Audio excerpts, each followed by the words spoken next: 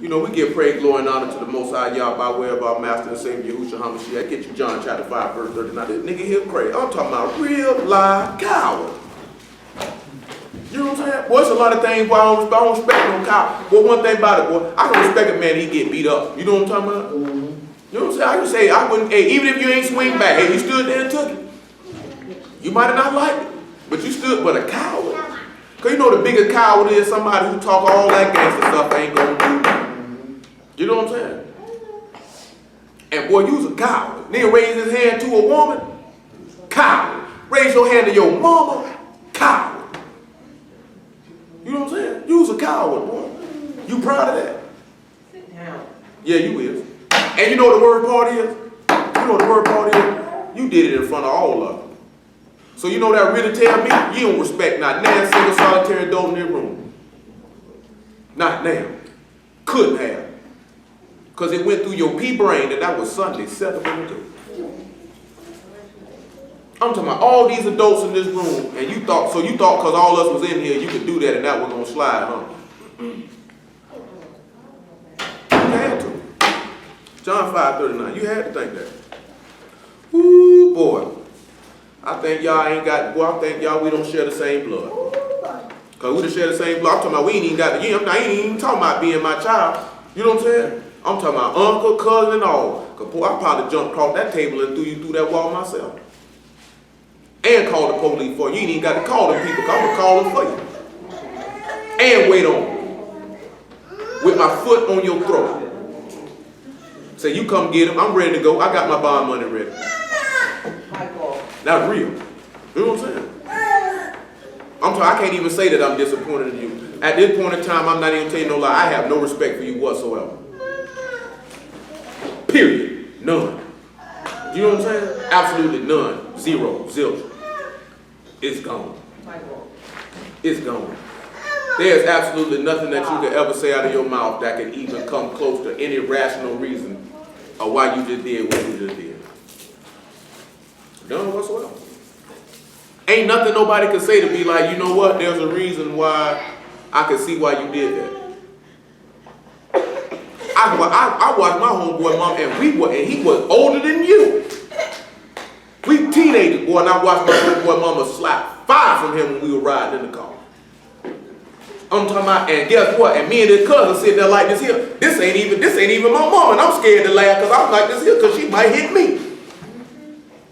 You know what I'm talking about? This ain't even my mama. It ain't even crossed my mind. She better not try me like that, boy. I'm going to do this here. I'm like, boy, I want to laugh at this nigga so bad. But boy, if I do, Mom Deuce is going to come off my whole face. That's respect. But you don't have none. That's why I don't have none for you. Search the scriptures, for in them you think you have eternal life. And they are they which testify of me. Get your hands from behind your back. They better be straight down too. And you better fix your face. Search the scriptures, for in them you think you have eternal life, and they are they which testify of me. And you will not come to me that you might have life. I receive not honor from men, but I know you, that you have not the love of Elohim in you. See, let's look at Exodus chapter 20, because he just showed he definitely can't have the love of the Most High in him doing what he just did. Because ain't nowhere in the world you disrespect your mama say you love y'all. How many of y'all would believe that? I don't believe that. Get you 2 Kings chapter 4, because I guess he think little kids can't get murdered. But your stinking rotten behind gonna find it out today, though. Exodus chapter 20 and verse 12. I want to see what this say. You know what I'm saying? I'm going to read it myself, and then I wanted to, would you like your book this time? You good? Okay. You know what I'm saying? I was thinking we was going to be able to put you to work today, but as you can see, bit of tight little fit down. But y'all, we got to put one of y'all to work on Sunday night. Honor thy father and thy mother, that thy days may be long upon the land which Yahuwah thy Elohim give thee. Troy, you can read that out loud for me? I'm not sure I know what that is. You can read that for me. Honor thy father and thy mother. Honor who? Thy father and thy mother. Hold on, I ain't sure if he read that right. Brian, you can read that for him too. It says, honor thy father and thy mother. Oh man, what that thing say, man? I'm not sure. I don't know if I understood Brian pretty well. You can read it for me, tell me what it says. What about you, Brian? What you think that say? Say, and thy mother. Somebody asked you something. He said, what was the key thing he said if you do that, what happened? So the days shall be long. That mean, boy, you probably just cut you some days off, you dummy. You know what I'm talking about? Matter of fact, get me Matthew 15 before we look at 2 Kings chapter 4. It's all right, little buddy.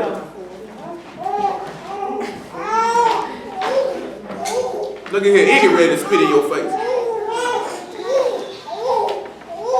Say he ain't crying because he wants some milk. He want to spit in your face. I ain't gonna tell you no lie. I'll spit in your face right now. Make it Mark chapter 7. I want Mark chapter 7 instead. About verse 9. I'm trying to tell you, I want to spit in your face, slap you in your face. You know what I'm saying? I don't want them people sit back like this here. They'll ruin what we preaching if I turn around here and jack slap you in your mouth. You know what I'm talking about? They'll be like this, oh, they in the cold for real. He done beat on that boy. Shoot, you'll beat him too. You know what he did. You know what I'm saying? You get you Deuteronomy 32 and 39 with you. I didn't want you to know, boy, you ought to go to hell. You was a strong candidate. Ain't that something? 9 years old, strong candidate. Strong candidate. Oh yeah, buddy. You know, mess around, I done have to shift my whole mind. But I ain't gonna shift it. I'm gonna preach what I had in my mind to preach before I got here. But I'm gonna make sure I'm gonna interwove into it that you ought to go straight to hell. I will not let up on you, period, ever again in life. As long as y'all allow you to stay under the Shamahim, I'm gonna be on you like flies on excrement. I'm gonna let you know that you are a rotten, vile individual until you begin to exhibit behavior of a man becoming the professor of being a servant and a child of the Most High Yah. Till that day, you can't breathe, yo. You cannot breathe. You will not breathe. You know what I'm saying? If it wasn't inhumane, I wouldn't even let you eat tomorrow. But I do got a little compassion and mercy. So you can have something to eat. You don't deserve it though. You don't deserve nothing. You know what I'm saying? I'm just being honest. You don't deserve nothing. I'm talking about not damn toy. Only thing you deserve is the bare necessities for life. That's it. If I was your mama, you wouldn't get nothing for the next 3-4 years. Outside of anything. Maybe 5. I'm talking about you might not even get school supplies. I might tell the school you buy it for them. It's that serious. 79. And he said unto them, full well, and get hold on right here, Nick, and all them thoughts you got going through your head about what I'm talking about, please try me. Please try me. You know what I'm saying? Because I take you to a nicer, if you thought that time that I put that belt to your behind in the house hurt, wait, try me, I put these in. Because you don't cross the line, man. I'm going to tell you, man, I'm just disgusted. That's T's favorite thing to say, I am disgusted. I am disgusted. I'm telling you, I'm like this, man, it's barely even hard for me to continue on and proceed, because it's been a long time since I seen somebody blow up at their mom. You know what I'm saying? I am disgusted. It'd have been one thing if she called me and told me you did that, but you did that in my presence. And you done heard me say that I don't tolerate nobody disrespecting their mama. I've told you that directly. You've heard me say that. And then on top of that, you did that while, number one, while my sister sitting there with my nephew, while my woman sitting there, while my sister-in-law sitting right here. You know what I'm saying? And all these other adults in here, my mama sitting in here and you did that. Now see, she done got a little old. Because I know in her prime, she might have beat your mama to you. You know what I'm saying? Because I don't know something in my time. You know what I'm talking about? That was no exaggeration, boy. He still talking about that story every now and then, but boy, I remember that day, boy. He said, I was scared for you. Boy, I'm talking about, boy, I'm 17 years old, boy. I thought my mama finna go off my head with a broom on the front porch by not sweeping the porch to her specifications. And it never crossed my mind to do that. Then I'm almost a legal adult. And I was making my own money at the time. They got to buy my own clothes at the time. And I was helping paying bills at the time.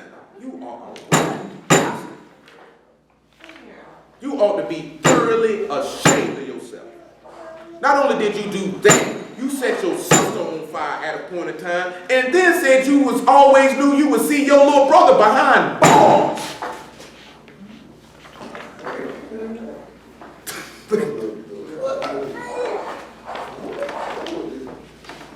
I don't know what's wrong with you, boy. Oh, you didn't know that? Yeah, he set his little sister on fire while she was asleep. No, seen him in a court. Talking about I always knew I see you behind bars. Oh, man. What would that these two is? What? He done disrespected T on numerous occasions.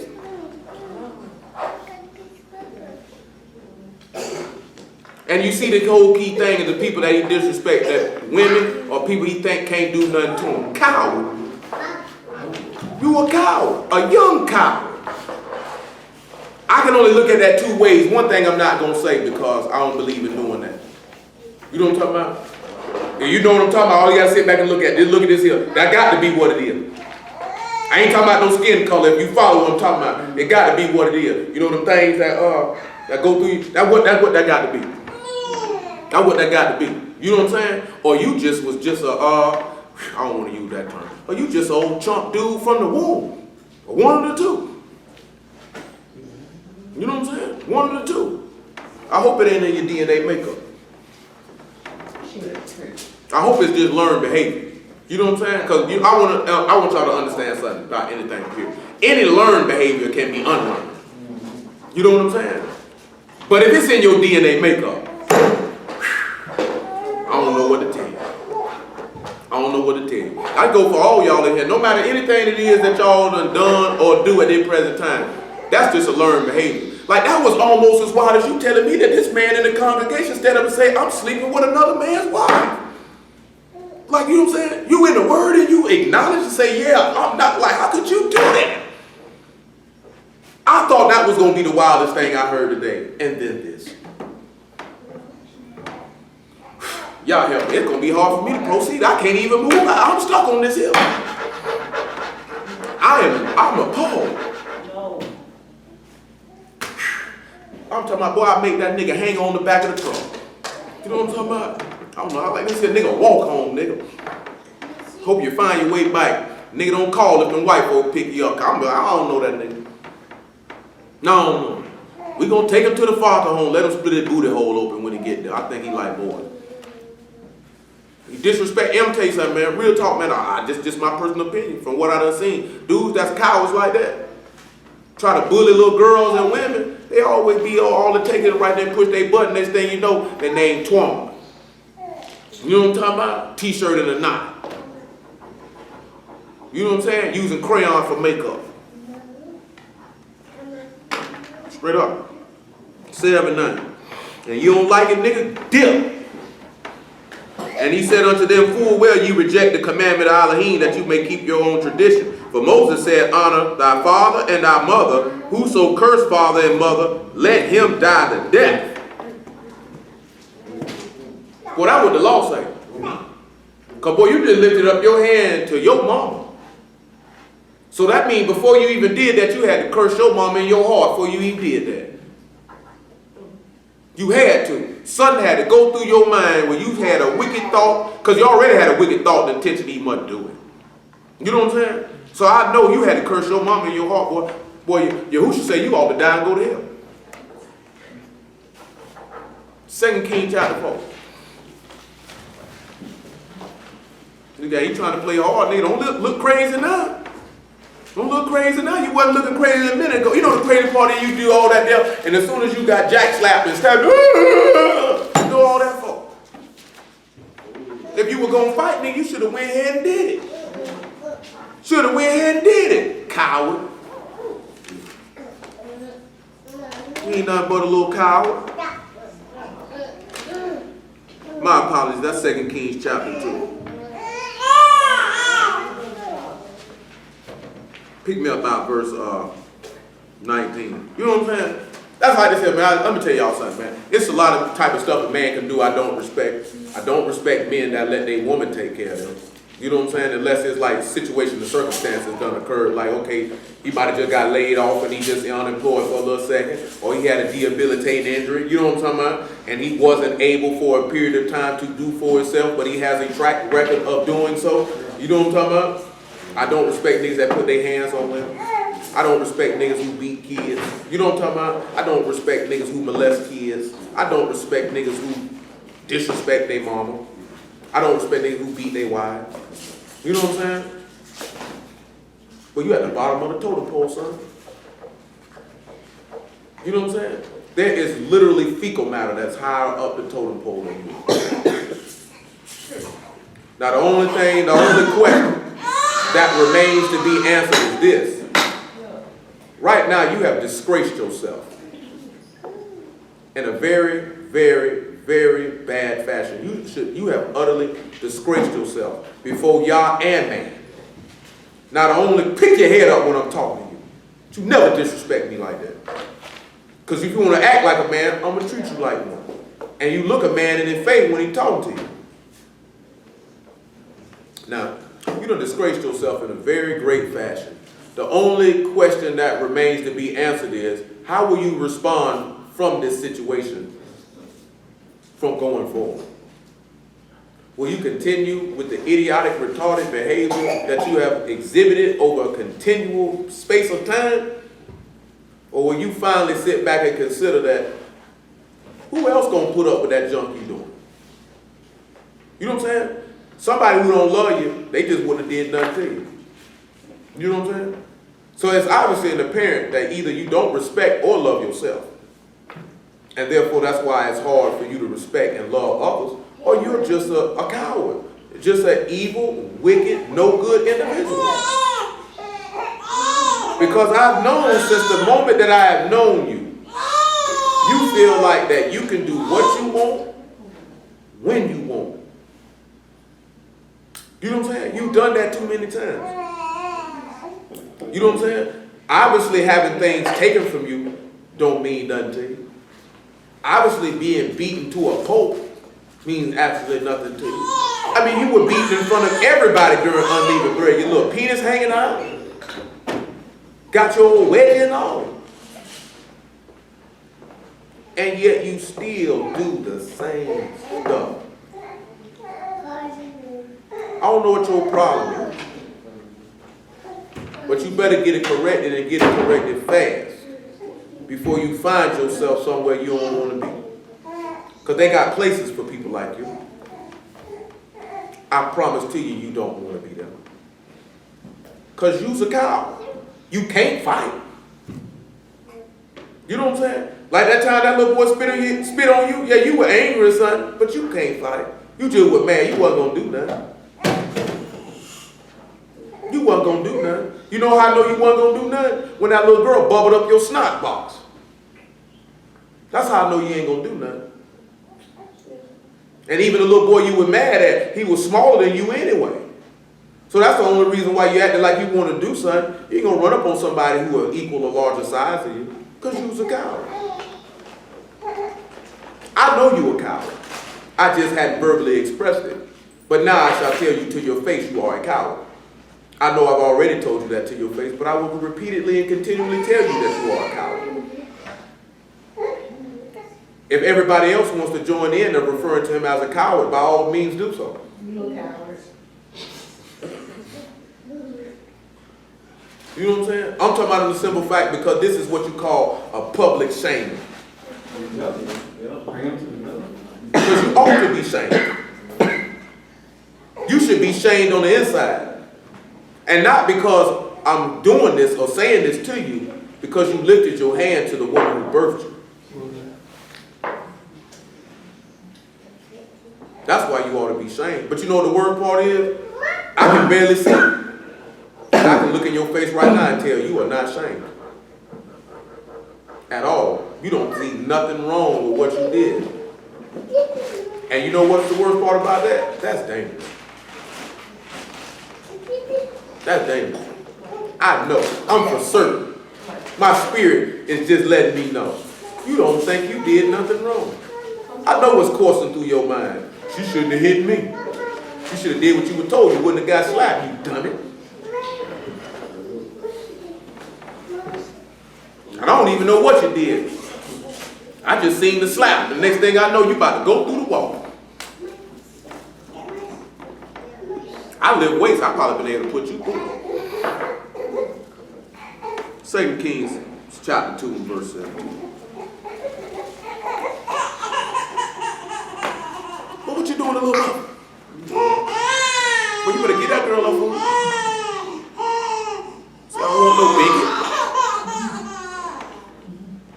You know, little mother don't play what that girl did. Troy, you better talk to her. That's your baby. Both y'all can eat. All three of them like playing. Oh, did he get it in too? Oh, okay. Oh, well, look at the look at the face he just gave. Troy, like, what do you mean? And if Corey stood up on it, I know she could eat. What? That's where that could go. So I already know what to do. Don't let Mouse, Brittany, and Dee get in the same place. Ain't no man Nobody eat. eat. Like this here. You know what I'm saying? Because Mouse don't want nobody to know she a savage. I know she is. Y'all ain't see it, but we were cooking out that brown house. Savage life. No exaggeration. After that, she is like this savage life. You seen it, didn't you? I see. What? Well, she had that hamburger in her mouth and a piece of chicken in the other hand. Oh, boy. In the other hand. I said, look at this here. T have her moments. T don't go hard all the time. She got her moments though. She have her moments though. I done caught you every night. It ain't regular. I know Mouse go regular. The boy like that. I was hungry. You wasn't hungry. That's your regular. That's your regular. I seen how you attacked it. You know what I'm saying? Everybody know about Brittany though. I ain't know D got off like that though. I ain't know D got off like that. We'll watch you tomorrow. We'll watch you. All right, so verse 18, pardon me. And when they came again to him, for he tarried at Jericho, and he said unto them, Did I not say unto you, Go not? And the men of the city said unto Elisha, Behold, I pray thee, the situation of this city is pleasant, as my master see, but the water is not, and the ground barren.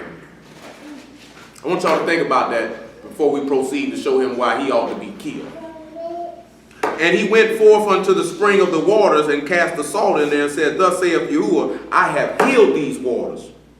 There shall not be from thence any more death or barren land. So the waters were healed unto this day, according to the saying of Elisha, which he spake. And he went up from thence unto Bethel. And as he was going up by the way, there came forth little children out of the city, and mocked him, and said unto him, Go up, thou bald head, go up, thou bald head. And he turned back and looked on them and cursed them in the name of Yahuwah. And there came 42 she-bears out of the wood, and tear 42 children of them. And he returned thence to went from thence to Mount Carmel, and from thence he returned to Samaria. So see this little bastard kid, they seen unless he bald-headed. They want to mock it. They want to mock a servant of the Most High. Most High sent some bears out to kill the little nigglets. Because that's nigga behavior. That's nigga behavior. You know what I'm saying? And actually that might sound funny, but that's nigga behavior. Because prophet or no prophet, ain't no child got no point or period mocking or disrespecting no adult. But guess what? Pretty much all of us in here probably done it. You know, you young, you don't get hold nothing by it. Like, look at it. But the difference is you might not go up on him and say it. You might keep that amongst you and your friends, and y'all kicking and laughing and this, that, that, and the other. You know what I'm saying? Because like I said, because you know, children don't really have too much of a filter. So they pretty much say the first thing that comes to their mind. It made me think about that time we was at Don Shea house, and KJ brother, Nord, his daughter, she probably grown now that I think about it. But she came up there to Don Shea house, she looked Don Shea in the face, she said, Why are you so ugly? I said, oh man. You know what I'm talking about? He was like, I just look this way. Oh, wow. That was his response back. I mean, what are you going to say back to that? At the time, she might have been probably 6 years old. You know what I'm saying? But we sitting out there, you know what I'm saying? We coming out the door, you don't expect her to say that. But she just sitting there looking at it, and she just said the first thing came to her mind. You know what I'm saying? I ain't gonna say that's the first thing came to your mind, because I'm willing to put money on you've been thinking about raising your hand up to your mama for a long time. You know what I'm saying? Cause y'all know just like I know. Something like that there, when it come across you to strike somebody you had dealings with on a regular basis, that been in your head. That just don't come up like this. Oh, I'm gonna hit him. I'm gonna hit him. You know what I'm saying? In public. And in public, in front of company. He was really about to do it at the house, but he wanted some savings. He wanted somebody. That's what he thought was gonna happen. He wanted somebody to stop it if it did get out of hand. That's what he thought was gonna happen. You was mistaken. He thought, fool well, if I do this here this time, shoot, he gonna tell her don't hit me. You see, I ain't say nothing to nobody or she might kill him or stop him. You say, did you notice that no one said a word?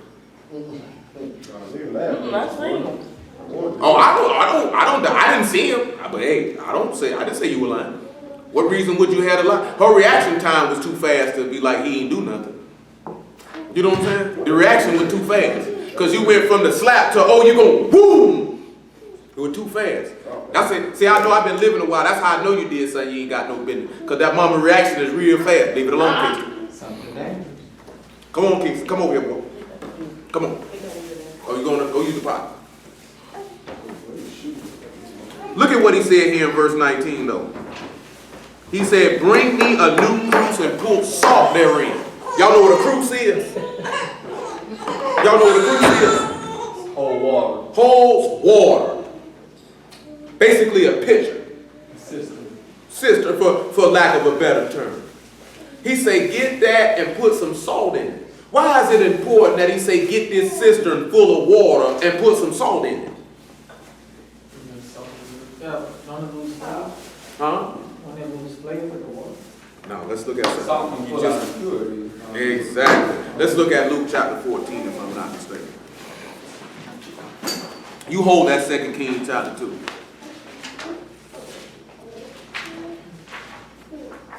14 and 33. Look what you know what you're supposed to put salt on the sacrifices, right? According to the law, you're supposed to put that on it. You know what I'm saying? Yeah, according to say, that's why the Hamashiach about to say what he's going to say. You know what I'm saying? We'll look at Leviticus chapter 2 so you can see that. He'll get you that now too. And it said, verse 33, so likewise, whosoever he be of you that forsake not all that he has, he cannot be my disciple. Salt is good, but if the salt has lost its savor, wherewith shall it be seasoned? You know if it say it lose its savor, that's what you talking about, meaning it lose its flavor. And you know full well, you get some salt unless you're using Mrs. Dash. I know somebody like to use Mrs. Dash. I ain't mad at her, that's bodybuilding seasoning. You know what I'm saying? Keep your sodium down. Keep the body weight, water weight up out you so you can stay lean and shredded. You know what I'm saying? I just felt like adding that. I know no one cares. Nevertheless. You said it before. You know what I'm saying? But nevertheless, though. But you know full well, if you put salt on something you can't taste the salt, you might toss out what you're eating because it done messed it up. Because regardless if you don't taste the salt, the sodium is still there. You know what I'm saying? And we know that if I'm going to make my blood pressure high, I at least want to taste it. You know what I'm saying? If I can't taste it, I ain't going to eat it. I'm finna say. Hey, Mommy. Thought you like this. Put them hands there. Right? What they better say? Listen to that verse. He says, it's neither fit for the land nor yet for the dunghill, but men cast it out. He that have ears to hear, let him hear. So he's telling you the salt is good. He told you in another part, I think it's Mark 13. Let me look at Mark 13. Let's look at Mark 13. Let's see if that's what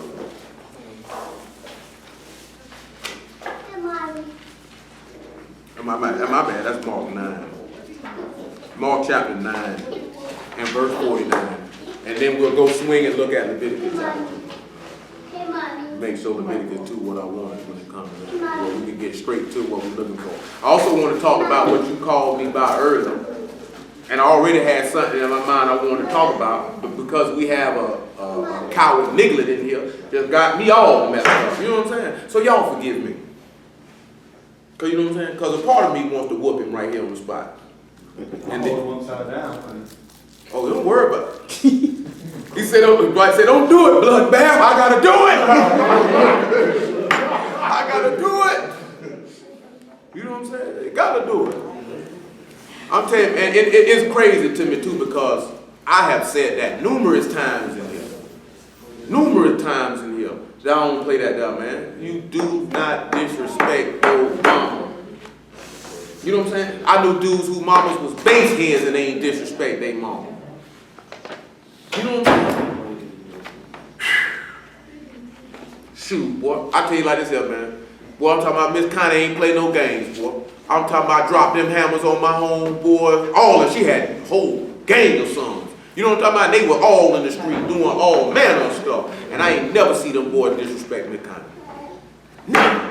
You know what I'm saying? These boys out here running the street, toting pistols, shooting guns, selling dope. Boy, mom do cuss them out like a dog, punch him in the face, all that there. I'm talking about I ain't never seen not damn one of them boys disrespect their mama, boy. Damn time. You know what I'm saying? Everybody love Miss Connie, boy. She ain't play no game. Nigga, that ain't my mama. If she go off on me, what I'm gonna do? That's Miss Connie. What you gonna do? You gotta take that. See, that's how I do it. The reason why I mention that is because growing up, where we grew up at, man, coming up, man, all of us were cool. And then a lot of times we was at each other's houses. So, you know what I'm saying? So, they mama knew you and mess around and been done looked at you as one of theirs. So, it would never cross your mind is you sitting back knowing, even though this is not your mama, if you done got out of pocket in any shape, form, or fashion, and she come across your dome piece, you taking that just like as if it was your own mama who did. You know what I'm saying? Not only the fact that this your homeboy mama, but you ain't finna let nobody else come and disrespect that woman because you gonna take that disrespect as if that was your own mama. You know what I'm saying? I got you stand on. Well, no, I couldn't sit around and watch somebody disrespect me kind of like, hold up, cuz. You know what I'm saying? I done came to this woman how plenty of times she like to say, I ain't even home. She like to say, boy, go on get you. So I said, boy, go on, stop playing, nigga, stop playing around. You ain't got to tell me twice. You know what I'm saying? You ain't tell me twice. My homeboy, Grandma Snoop. You know what I'm saying? Miss Mary. You finna disrespect Miss Mary. You're not finna disrespect Miss Marie. You're not finna disrespect, I can't remember your mama's name, forget it. You're not finna disrespect Miss Linda. You know what I'm saying? Nigga, fire somebody try to bring on mama. You know what I'm talking about? You gonna have to come, you have to see me, man. Like I'm talking about, ooh, boy. Go ahead. I was about to say, my grandma told me out there in the city, she said back in the day when a child got out of hand, like other parents or whoever, strangers, they had the right to beat them and nobody get caught. Why, you think I just said something that, you think I said that for no reason? We supposed to pass this nigga around like a joint. Pass him around. Like everybody would. You know what I'm saying? I come from that right there. So I already know. Nowadays, if you put your hand on somebody's child, you going to jail. No, the reason why it be like that is because people don't want you to strike their child. They get offended. Who you think you is to put your hands on my child? So therefore, that child knowing this, he thought I can get out of pocket. You know what I'm saying? So I'm saying here telling you, we were doing stuff at times we ain't had no business, but we wouldn't do it in front of such and such. It's not gonna happen because we already know what mom dude coming through. Wow. Wow. You know what I'm saying? It ain't nothing you gonna be able to do about that. You know what I'm saying? You gonna be coming around here head knotted up. Your mama asked you why your head knotted up. Yeah, Grandma Simple hit me in the head with a pot. What she hit you for? You had it. She ain't gonna ask you what you hit you for. Say what you did. She ain't gonna ask you what you did. You deserve it. I know she ain't hit you for no reason. You know what I'm saying? I know she ain't hit you for no reason. You got a lot of people, man. Your people ain't even met your friends' people, man. And if you was to came in there and said they hit, yeah, you did something. I know she ain't hit you for no reason. You did something. I know you too. She gonna hit you too. Wow! What you hit me for? I gotta get me some in too. You did something. Mark 9:49. Listen to him. For everyone shall be salted with fire. Keep that in mind, because he said that cruse had water in it and he put salt in it too, right? He said everyone that'll be salted will be salted with what? Fire. And every sacrifice shall be salted with salt. Salt is good, but if the salt have lost its saltness, wherewith will you season it? Have salt in yourselves, and have shalom with one another. You know what I'm saying? See, you know, that's what the word tells us, be at possible, you know, be at peace with all men. We can't be at peace with you today, no bro. Ain't no peace for you. You know why it ain't no peace for you? Why y'all know it ain't no peace for him according to the scriptures? Why it ain't no peace for him over there?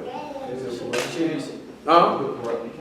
Not just that there. I'm talking about it's a specific line I'm looking for. Why it ain't no peace for him? Because he's wicked. You know what I'm talking about? And I mean that, because you wicked. That act was wicked. So at this present time, that adjective describes you. Now the question remains, will you continue to let that adjective describe you? See, you got a choice to make. You understand what I'm telling you? You can remain wicked or you can become upright. But that choice remains with you. See, I can't make that decision for you. Your mama can't make that decision for you. Y'all can't make that decision for you. You got to make it. Because you are a vile individual. You know what I'm saying? If I didn't think something happened to you, I'll tell you go stand outside that door. But I don't want the undue attention of why a small child is standing outside the door. You know what I'm saying? These one of these times, you know, but y'all is merciful and kind, and he does things in his time. Because I did talk to y'all about this last night. You know, we building something from zero. You know what I'm saying? And it takes time to get like this here. These one of the instances though, really, it don't come across my mind often. I sure did wish we did have a sanctuary, boy, because I probably took you out of it and flogged you. You know what a flogging is? Huh? You might find out for a day with though. Y'all know what a flogging is? I know you do, Mom. Y'all know what that is? You know what that is? Public beat, man. It's a public beating. Not a stone, but a flogging. It's a public beating. Can you get to say public? Nah, you ain't getting no public beating. And that's what they do. I know you know. I know. Come over here to Leviticus chapter 2. You don't do nothing to get no beating. But sometimes we gotta watch you because you be having them little stare down like you want to do something. And boy, I guarantee I'm coming across your door. Yes. You said yes, sir. Yeah, ain't gonna be no runs about Wayne. Pull that move right there.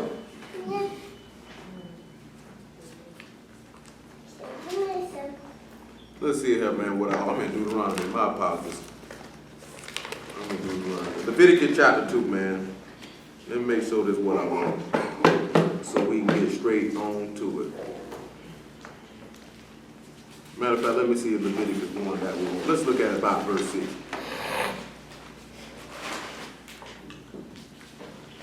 And it says, and he shall flay the burnt offering and cut it into his pieces. Because I got something saved on here. And cut it into his pieces. Well, what you doing to that baby? Well, y'all ain't gonna get that girl her food and stop playing with her. Look. Y'all playing with little muffin on food, man. Don't do that baby like that. Y'all know she greedy. Golly, boy, every week y'all just do little muffin any kind of way when it comes to her business. And he shall flay the burnt offering. We'll read verse 5. He shall kill the bullock before Yahuwah, and the priest Aaron's son shall bring the blood and sprinkle the blood round about upon the altar that is by the door of the tabernacle of the congregation. He shall flay the burnt offering and cut it into his pieces.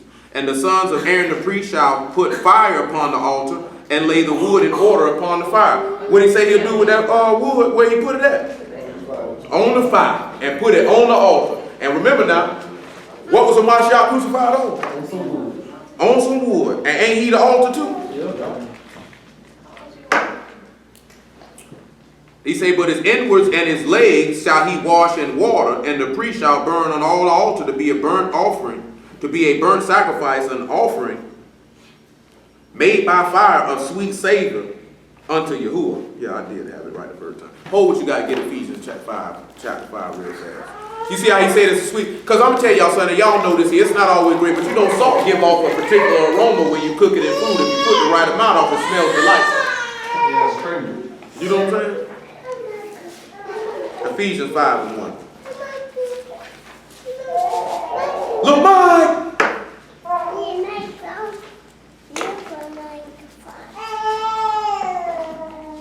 All right.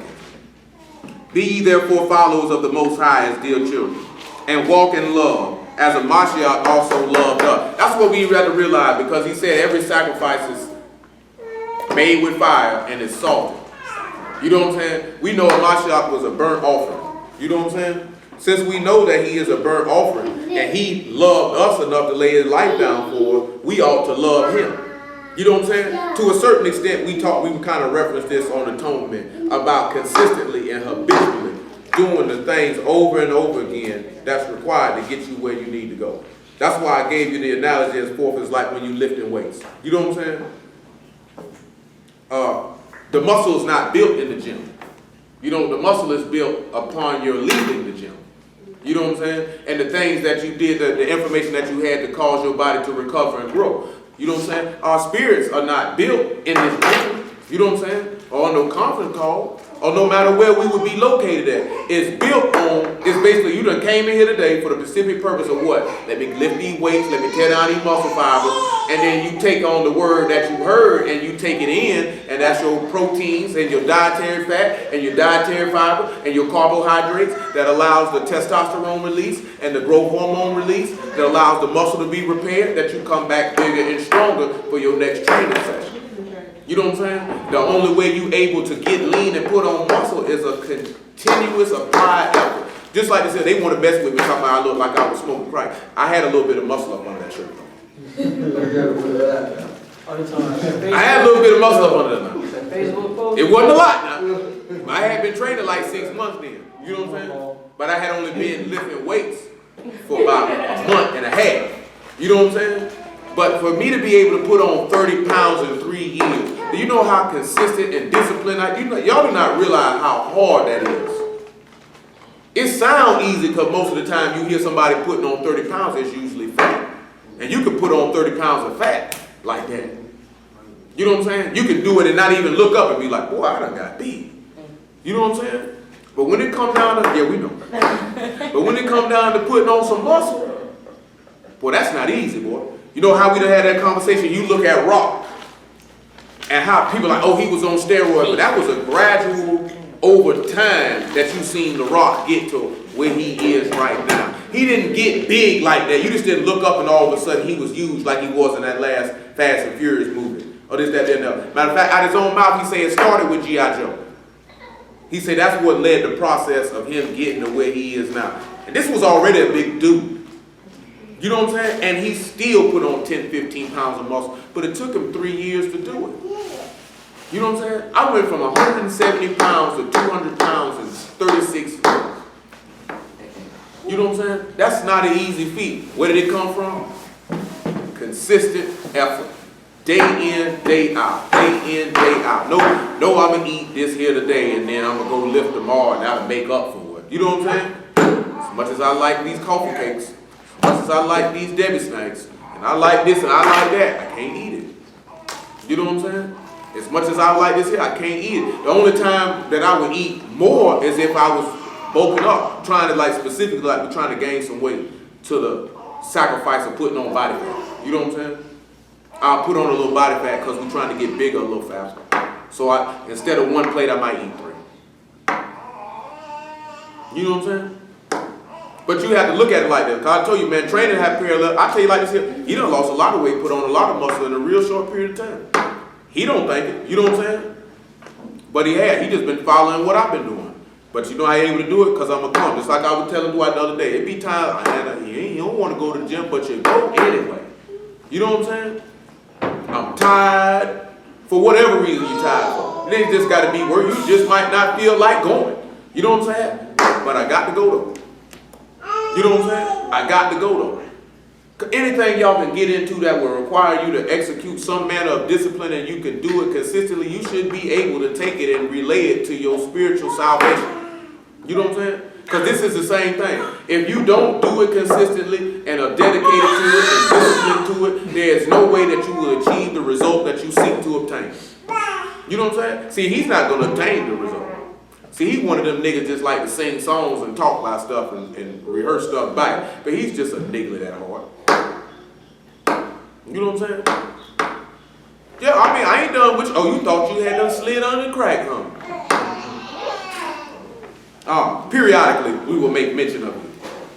You know what I'm saying? You know what I'm saying? Periodically. Truth be told, I'm quite offended to look in your face. Turn away from me. You know what I'm saying? Verse 2. And walk in love as the Mashiach also have loved us and have given himself for us an offering, a sacrifice to Elohim for a sweet smelling savor. So you got to ask yourself, so how was a Mashiach salted? He said he was a sweet smelling savor, right? Come back to Leviticus 1 and then we look at Leviticus chapter 2 and then we'll see how that rolls. I help y'all out there because I raised y'all. Y'all didn't know that there, but you'll know today, salt went in them sacrifices. It's all right, shoot. That's why we here. That's why we do what we do, ain't it? Shoot, that's what the Shabbat for, ain't it? Yeah, praise y'all. Look at verse 10. When we good, we start right there. Just the chapter 2 and about verse 11. I'm going to show you another key thing and see what you mentioned now. I'm going to show you how wicked these people is. Like I say, they just told me you talking about you around here finding honey and bread, right? Now I'm going to pull this up. Hold on. Pull this up. And we're going to see what we find here when we pull this up. Y'all give me a second.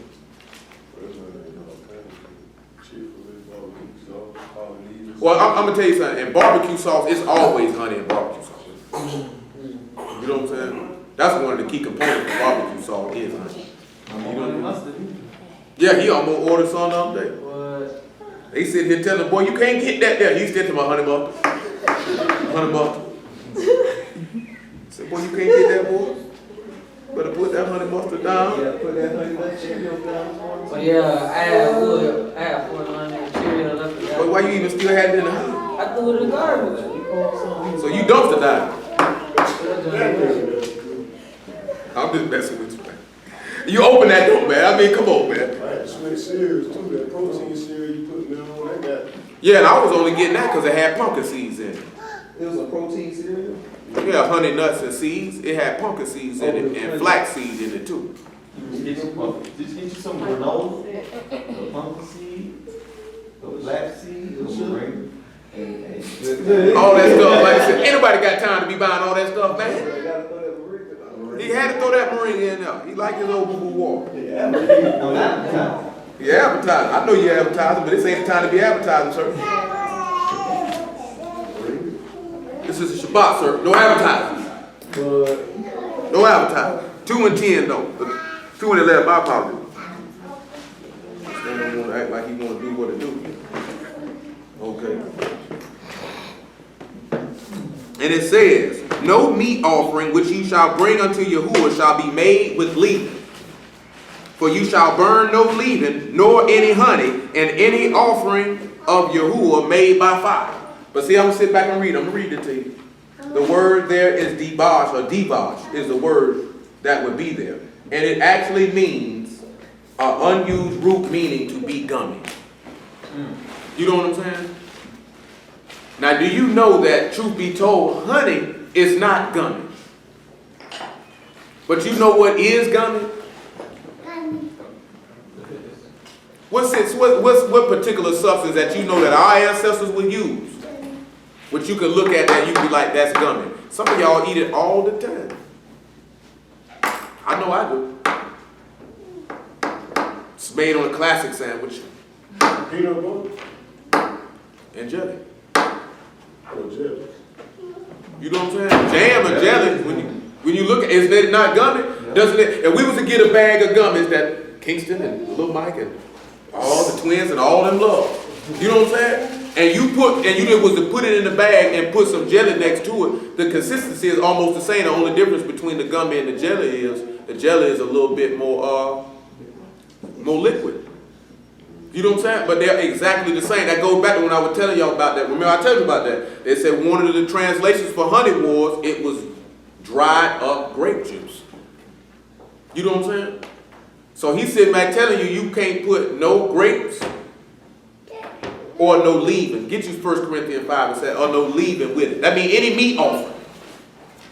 I remember these dudes say so they was like, oh, and get you Matthew 26 and 25 with that. You can't eat jelly? Oh, you can eat jelly, it comes from grapes. Oh, hey boy, y'all did love grapes. We don't like nothing else, we like grapes. It's the mustard out.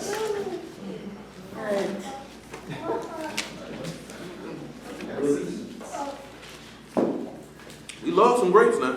You know, black people love to sit around and eat grapes. You know what I'm saying? The only grapes you can't have is some fermented grapes. If you want something to bubble in you like some wine, get you some old sparkling grape juice. So, and some Welch's at the top. I remember that one year for Passover, that nigga had it to my, we got grape juice and wine. They don't give me no grape juice. They ain't drink no grape juice. I'm gonna try to pass some grape juice. If I'm not mistaken, that book said they sip wine. This nigga try to hand the nigga some grape juice. I'll slap you with this bottle. You know what I'm saying? I'm offended. Like this here, man, how you like to say, I don't drink, but come on, man, if we gonna do it, nigga, do it. And they were not sipping grape juice. It's gonna hand a nigga a bottle of Welch's. Not even sparkling Welch's. He had it in the plastic case. But Muffin ain't lying. 1 Corinthians 5 and 6. Your glorying is not good. Know ye not that a little leaven leaven the whole lump? Purge out therefore the old leaven, that you may be a new lump, as ye are unleavened. For even a Mashiach, our Passover, is sacrificed for us. Therefore let us keep the feast, not with old leaven, neither with the leaven of malice and wickedness, but with the unleavened bread of sincerity and truth. Remember last night we were looking at that 1 John 3, right? Where he said about, in him, that he was manifested to take away our sins, and in him is no sin. Now, I see the dude say it's possible he ate leavened bread because he had to become sin. It's possible, you stupid. Matthew 26 and 25. It's possible, you stupid. I'm going to show you why he said that there. But see, the difference is, I can't even pull that up because this phone is not going to allow me to get into it like I want to because it's only got the Greek in it. You know what I'm talking about? But that Greek translation come out to just say regular bread or leavened bread. And that's why you'll see dudes say, see, he ate leavened bread. You know what I'm saying? But you don't got to be no Hebrew linguist expert to know. If you know the law, you know this man did not eat leavened bread for Passover. He wouldn't have done that.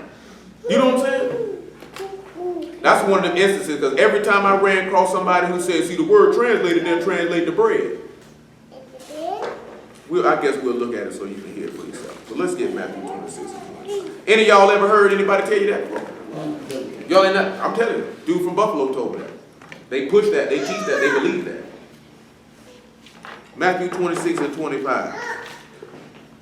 Then Judas, which betrayed him, answered and said, Master, is it I? He said unto him, Thou hast said. And as they were eating, Yahushua took bread and blessed it and brake it and gave it to the disciples and said, Take, eat, this is my body. Now this man is about to be a meat offering. How do we know he a meat offering? What did John chapter 6 say? Let's go on and get it so nobody don't be around here thinking we just talking while I fish out that other thing. Because he said no meat offering can be made with leaven, right? Hold on now. We know somebody who made with leaven. That nigga with that little old shirt on.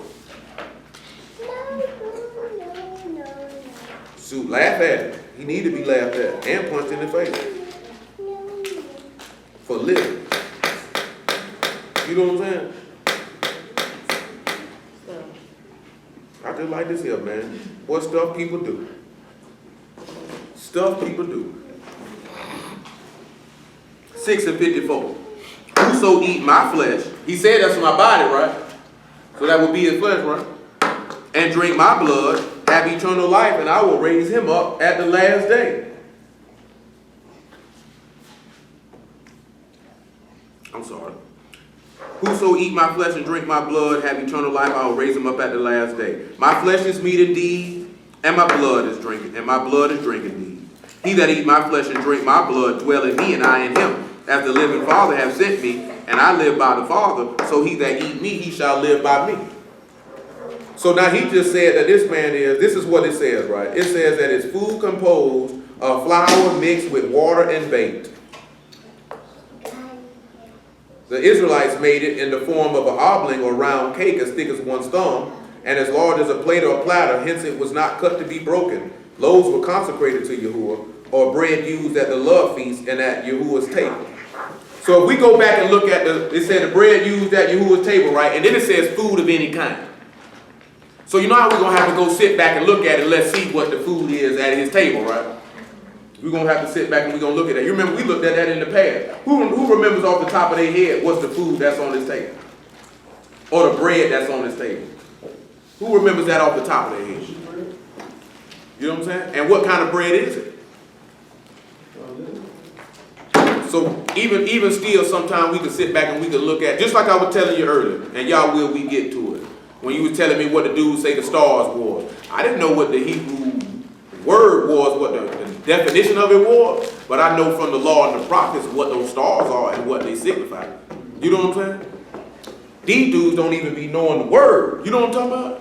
So then they run around and they say stuff and they make grievous errors. Now he just sat back and said that he is a meat offering, no leaven. So let's look at 1 Peter chapter 2 and let's see if he had any leaven in it. Because we just seen what Apostle Paul said, a little leaving the whole lump, right? So we know that little leaven is sin. Now you can turn back around, sinner boy. Because that's what you is, you's a sinner. You know what I'm talking about? That should offend you greatly, that you are a sinner. You know what I'm saying? Did that make you feel good to disrespect your mom in that fashion? Then why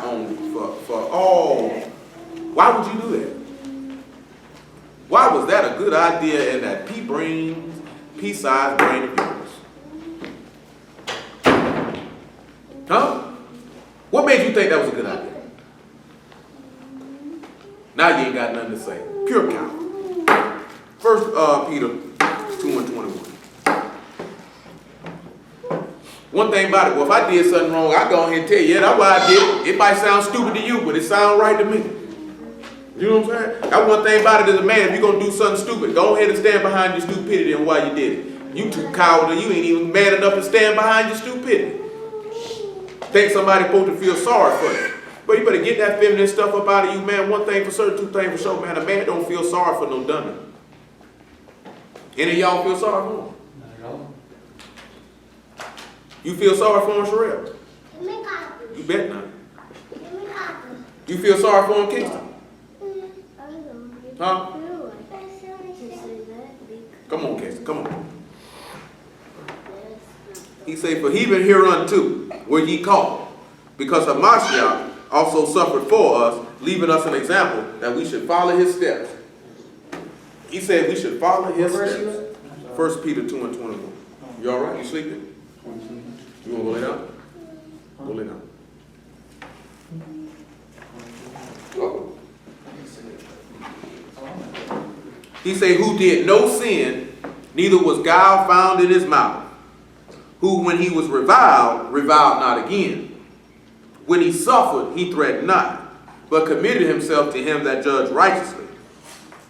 Who his own self bare our sins in his own body on the tree, that we being dead to sin should live unto righteousness, by whose stripes ye were healed. So we see, there was no leaven in him that did it. He said, if I wouldn't have came and did the works that no other man did, I would have not, put your head up. I would have not had sin. Men keep their head up. Don't put your head down. I know you're ashamed. It's too late for that. Now he said clear as day, right? If I wouldn't have came and did the works that no other man did, they would have not had sin. See, get you Romans 8 and 1 on top of that. We'll work our way to that Exodus 25 with that table. Y'all just be patient with me. We had a little technical difficulties. We got a nigga in the room. You know what I'm saying? We got a full-fledged nigga in the room. Michael.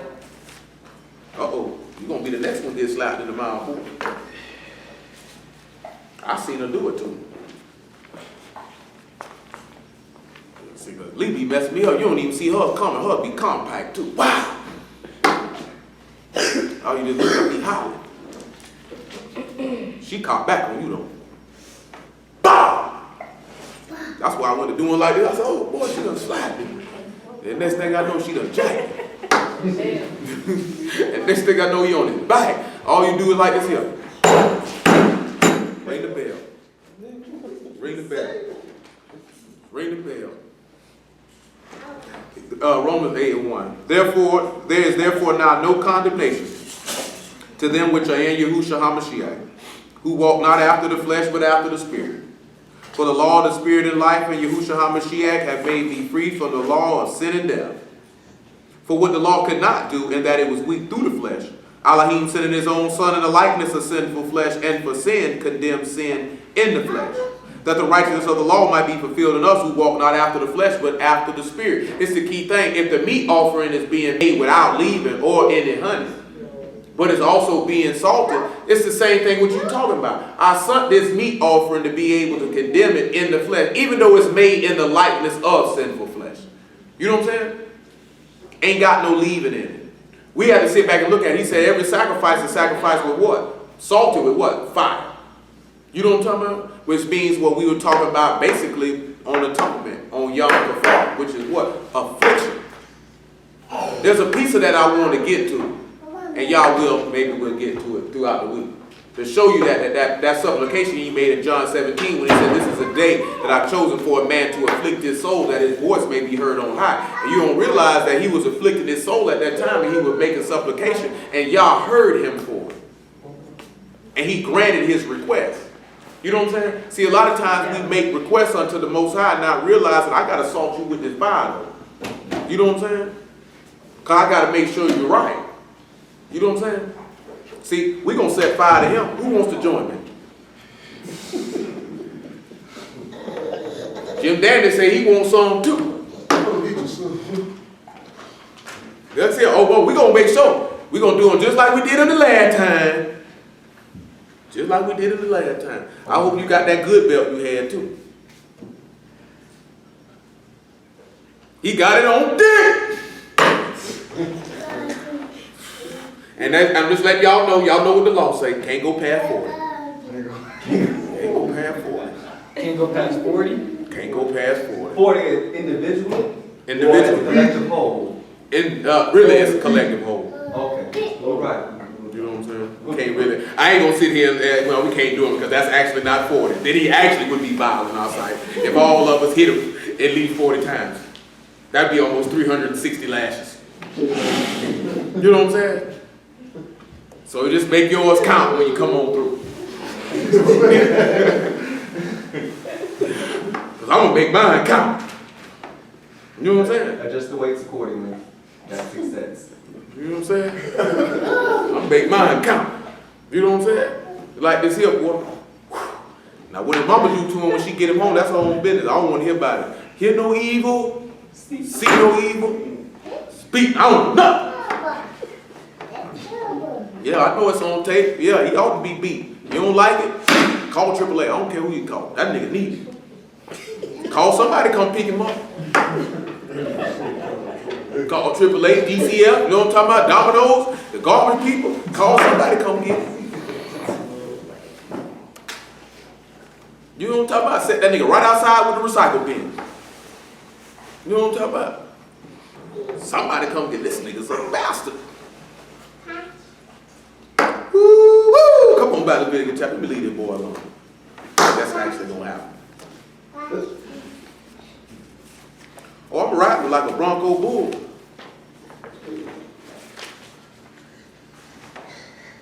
Verse 12. That boy done lost his mind.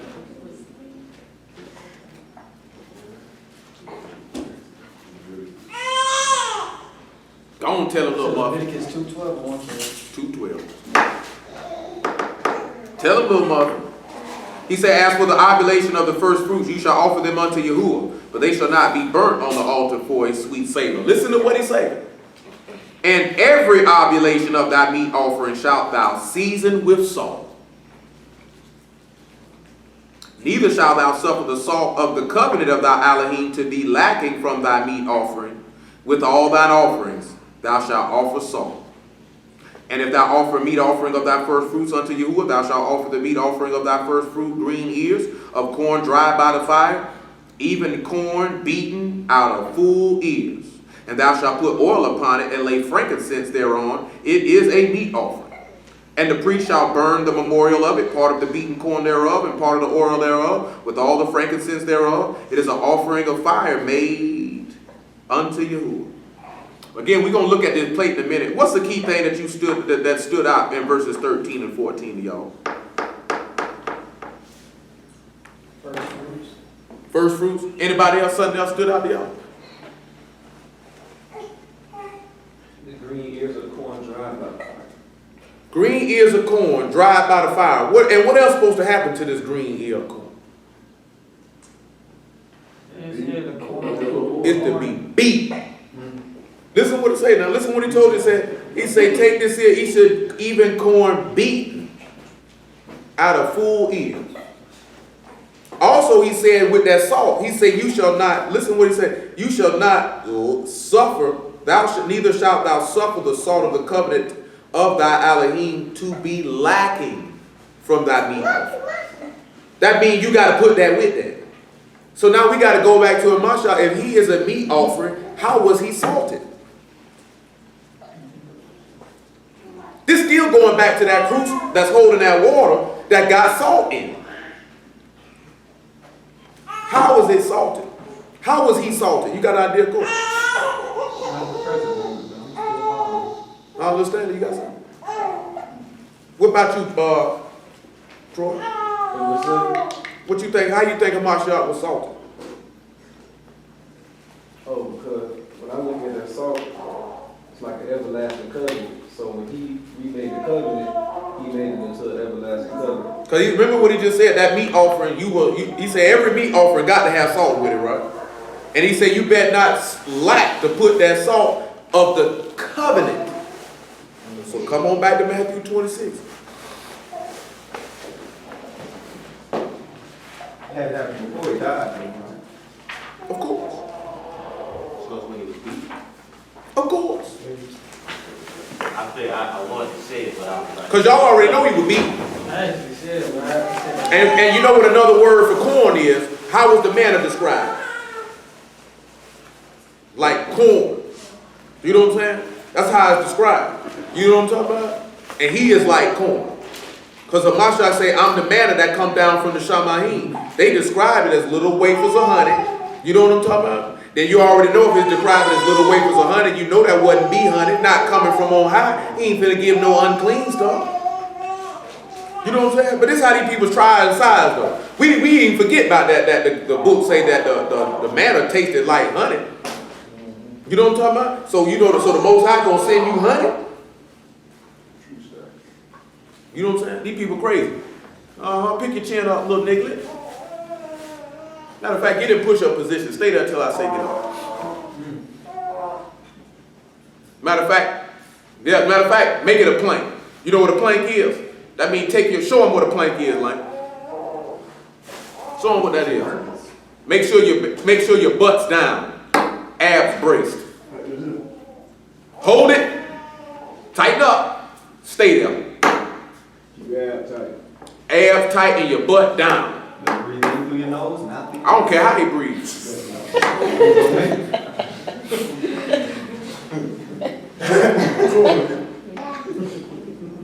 I want to make them do an advanced version. I ain't gonna do that there. I'm gonna see how long it take him to buckle. Is he shaking yet? Not yet. Okay. Might got a strong cord in. Might have a strong cord. 26 or 28. Or 27. What'd you say, Dwight? He says, and he took a cup and gave thanks and gave it to them, saying, drink ye all of it, for this is my blood of the new covenant, which is shed for many for the remission of sins. So basically, he gave them the wine. He said, my blood, this right here is the new covenant. Because we know from our law, blood got to be shed to enforce a covenant. Now, he said that for a meat offering, it's got to be salted. Do not forget to put the salt of the covenant of thy Elohim with the sacrifice. So then you know that the sacrifice or the salt was literally his blood. You know what I'm talking about? Because that was the covenant. Let's look at Hebrews 9 and let's see. Let's just see if his blood is the covenant. Hebrews 9 and 15, pardon. I was talking with a brother this morning. Any of y'all ever heard of Marcion? Marcion? Was it that or something? No, he was old Roman or Greek dude. He was the one that actually divided the book and came up with the term Old Testament, New Testament.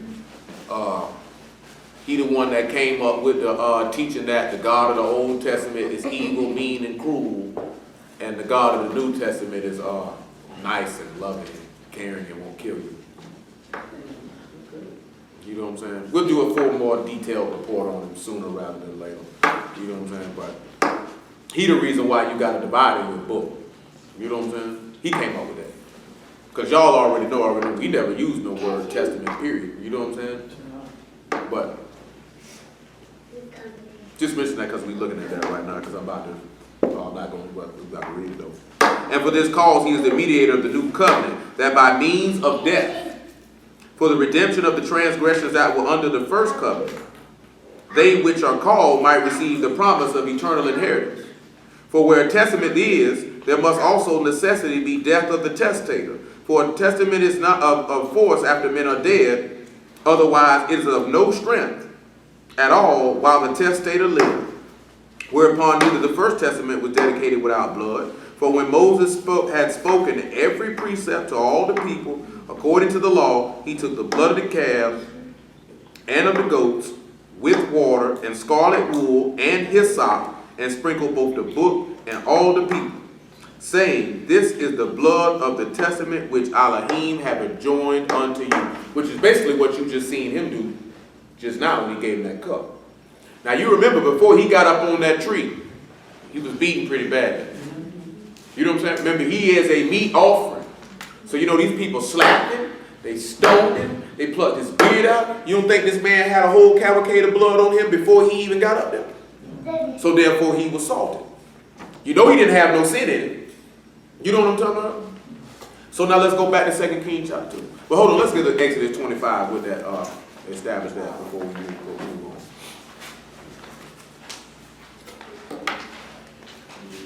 on. Was that what is wrong with the truck in the back? That's what I believe, so I'm on this red. I was looking a few years ago, but it stopped. Make sure we got what we want here. Make sure we in the right place. Make sure we in the right place. It might be 27 that we need. I like this here, man. This boy here, we got a real live niglet on our hands today, man. He shaking yet? You like you crying. He crying. Lift your head up, boy. Stop that crying. You wasn't crying when you were finna hit your mama though. Your air burning. Yeah, he burned. He shaking. He ain't shaking enough, though. He ain't shaking enough though? No. Well, I'm gonna put this here just because I'm such a nice guy. I might let Lank determine when you get your funky behind up. Don't let me do Woo! I ain't gonna do it then. I ain't gonna do it then. He crying. it.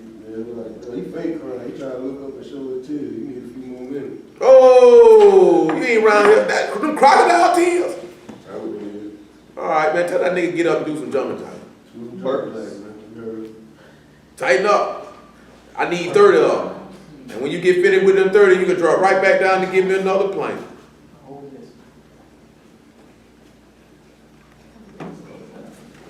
Yeah, buddy. That's what, cause what you trying to do, that's what they finna have you doing. What's the minute? You know what I'm saying? That's what they gonna have you doing. 25 and 30, that's what they gonna have you doing. That's just what they gonna have you doing. You gonna be round there, like this here, trying to hide your booty and your shoes. Cause them young boys gonna come for you. Cause once they smell some curry in you, boy, they coming. They coming. He said, thou shalt set upon the table shewbread before me always. Now we're going to sit back and we're going to see what that shewbread is. You know how that shewbread made, Troy? Leviticus 26, no 24. And you are correct, sir. We're going to see what we got on here over here real fast. Y'all get Leviticus 24. He is correct.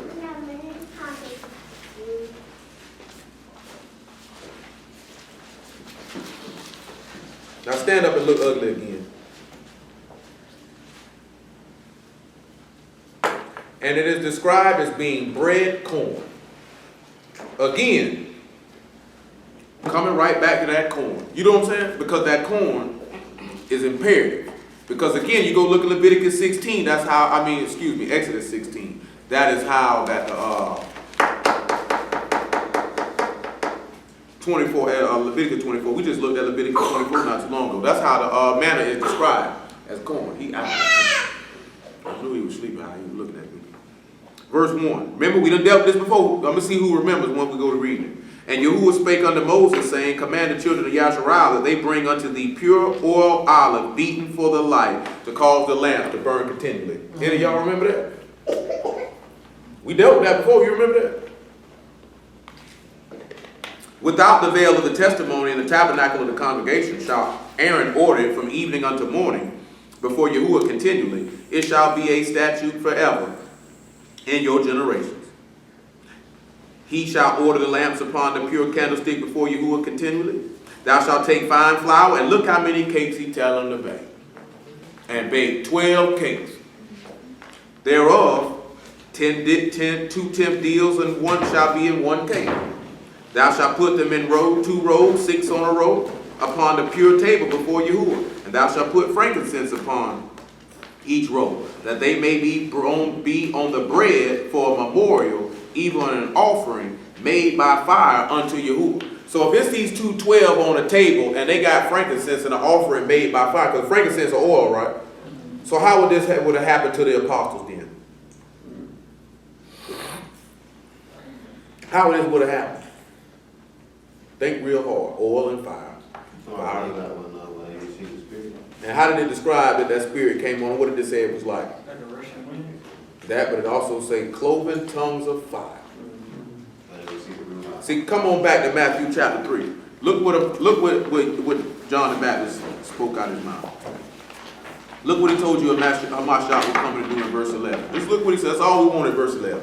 And we come back to 2 Kings chapter 2. Look at it. Look at it. Pick your head up. Be no coward, nigga, all that crying. Nigga, man up. Matter of fact, man, hold on, man. I'm trying to think what the next thing we could do.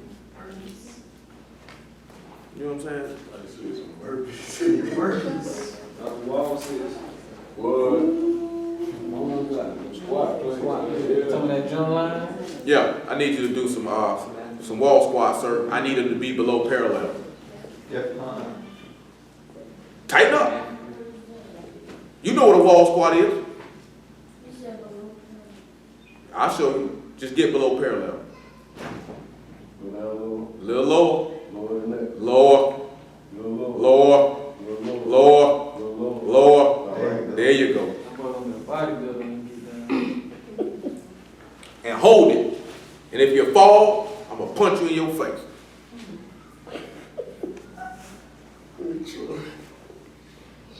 Three and 11.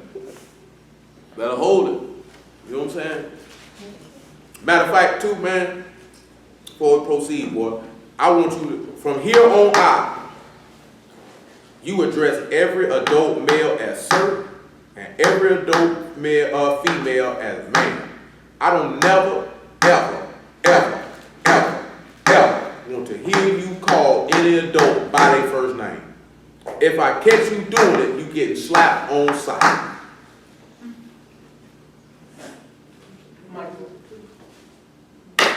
Oh, don't be running with no snot bubbles now.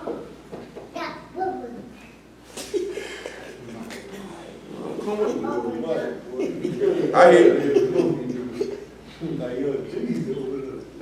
I can't hear you, man.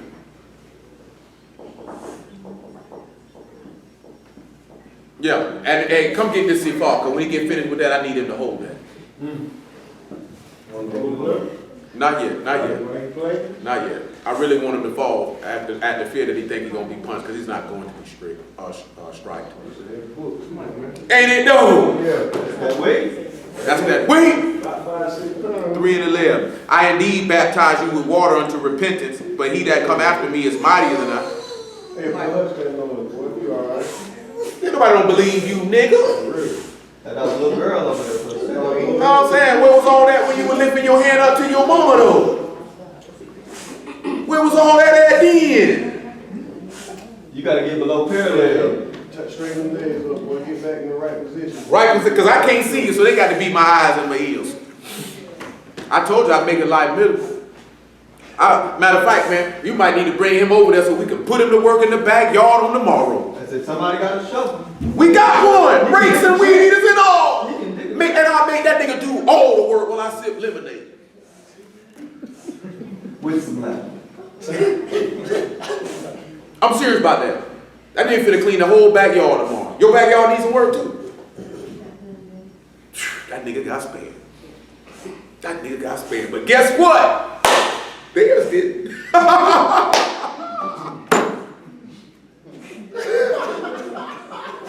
get your coward behind up and come hold this bull. You hold it straight out, right? Straight out. Two hands, straight out. You don't let Nigga, fix your face. Boy, you ugly. That's what you can see. You never look like that. Lift it up, boy. Lift it up, man. Chest level. Lift it up. So Chest level. straight out. Arm straight, nigga. Get that bend out your arm. There you go. You want to be a man today, I'm going to treat you like one. Make him squat. Yeah, give me a squat too. Squat. Well, you better spread them legs out. Get below parallel. Straight the arms out. Get below parallel. Arms out too. Now stand up and come up out the hole. You ain't got to stand on the wall to squat. You better get them arms straight. Well, if I tell you get them arms straight one more time, I will literally get up out this chair and sling you halfway across this room. Now, I want him to hold that so far. He can hold it a little long. I want his shoulder to burn. Pick it up to your chest, nigga. Arm straight. I mean, that book a little too much for him. That book heavy for me. You know what I'm talking about? Come on, 2 Kings chapter 2. He say he gonna baptize him with the Ruach HaKodesh with fire, which is purifying. Where all that crying come from? Where they do that at? You wasn't crying when you balled your fist up. You wasn't crying then. You know that nigga a coward, old pencil sharpener, steal a nigga here. Nigga don't steal no money, nigga steal pencil sharpener. Nigga like this here, I'm gonna steal a pencil sharpener. Nigga old petty crook. They gonna be in the county old petty there. Stealing 6 packs of Newports. Around here running out the store with a slit smoke lip. Steel reserve. Oh no!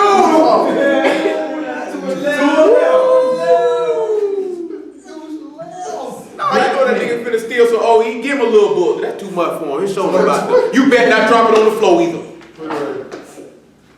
Now give him another book to hold out.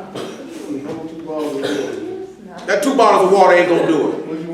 Oh man, I need that nigga to do a crab walk. I can't even have it. I need you to do the crab walk from there to there. If he do it across, they won't be able to see. No, I don't want him to come across, because if he knock the camera over, I'm gonna knock him. I need you to do it from there to there. You know what a crab walk is? You play football, nigga. You know what it is. Just make him roll.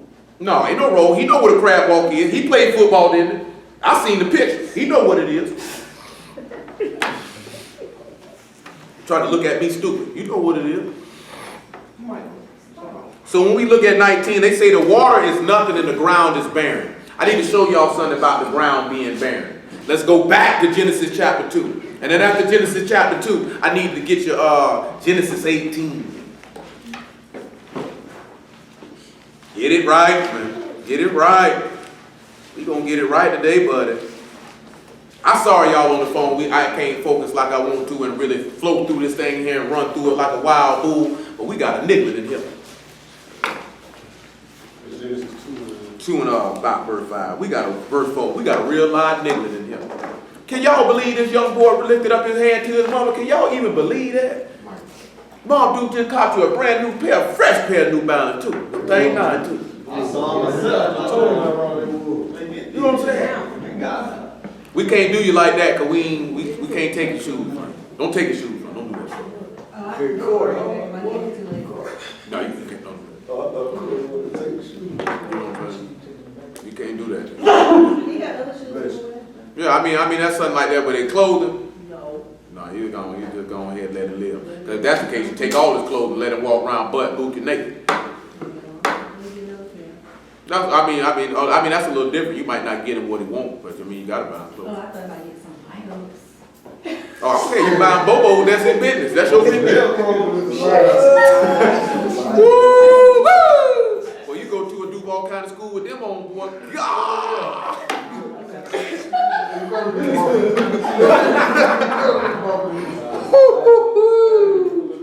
I'm talking about, boy, your bump game better be up. I'm talking about your bump game or your rank game. One of the two. Buy his clothes, the size too small. No, don't do it. Come on, man. We ain't on that there now. We don't want him to look like no sodomite now. We want to punish him, not scar him. Some dress clothes on now. Yeah, that's my step. I didn't wear that one day to school. I had to wear dress clothes on the rest of the year. But I mean, he don't care about wearing. That's not a punishment. That's not a punishment. Y'all done seen him come in here with a fedora. He's sharp. Believe it or not, what is good for you? It ain't good for him because it ain't hurt enough. 2 and 4. These are the generations of the Shamahim and of the earth when they were created in the day that Yahuwah Elohim made the earth and the Shamahim. And the herb of the plant of the field before it was in the earth, and every herb of the field before it grew, Yahuwah Elohim had not caused it to rain upon the earth. There was not a man to till the ground. So that means the water was not there, right? And the ground was barren. Come on to Genesis 18. That's enough. Now come back and go back over there and stand and look ugly like you've been looking. We trying to spare you, boy. I'm telling you, boy, they got somewhere for people like you. It's called the chain gang. Yes, sir. That's not the crab, you know? Me neither. Yeah, I've seen that before, but that's not the one that hurt. I want the one that worked the abs. Show it to him, Brian. Don't show it to him, Brian. Brian said, I didn't like that.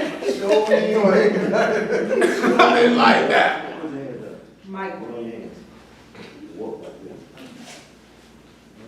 Yeah, that's what I was looking for.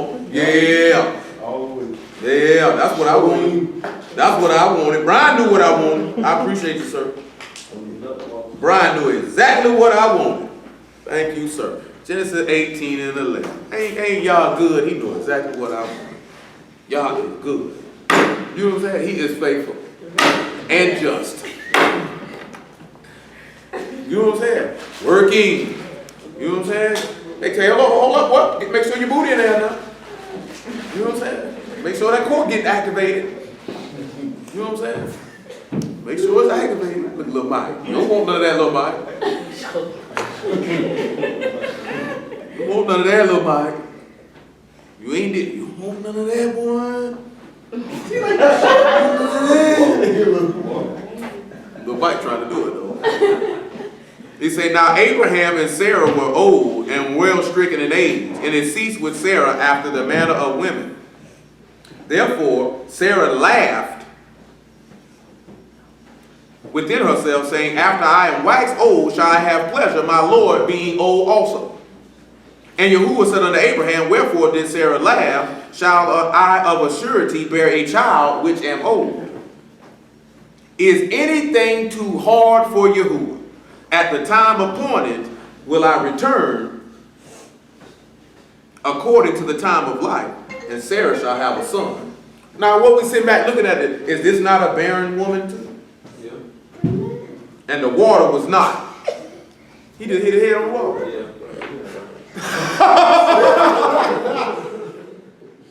You know he's hard-headed, so it ain't hurt. Show did. Get your Isaiah 26 and 7. It show did. Yeah, he did. He ain't dizzy enough though.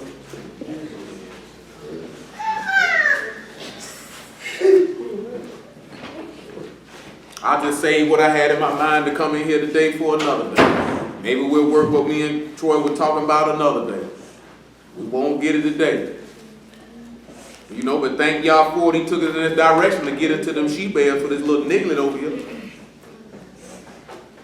Verse 17, 16 even better. Yahuwah in trouble have they visited thee. They poured out a prayer when thy chastening was upon them. Who poured out a prayer while their chastening was upon them?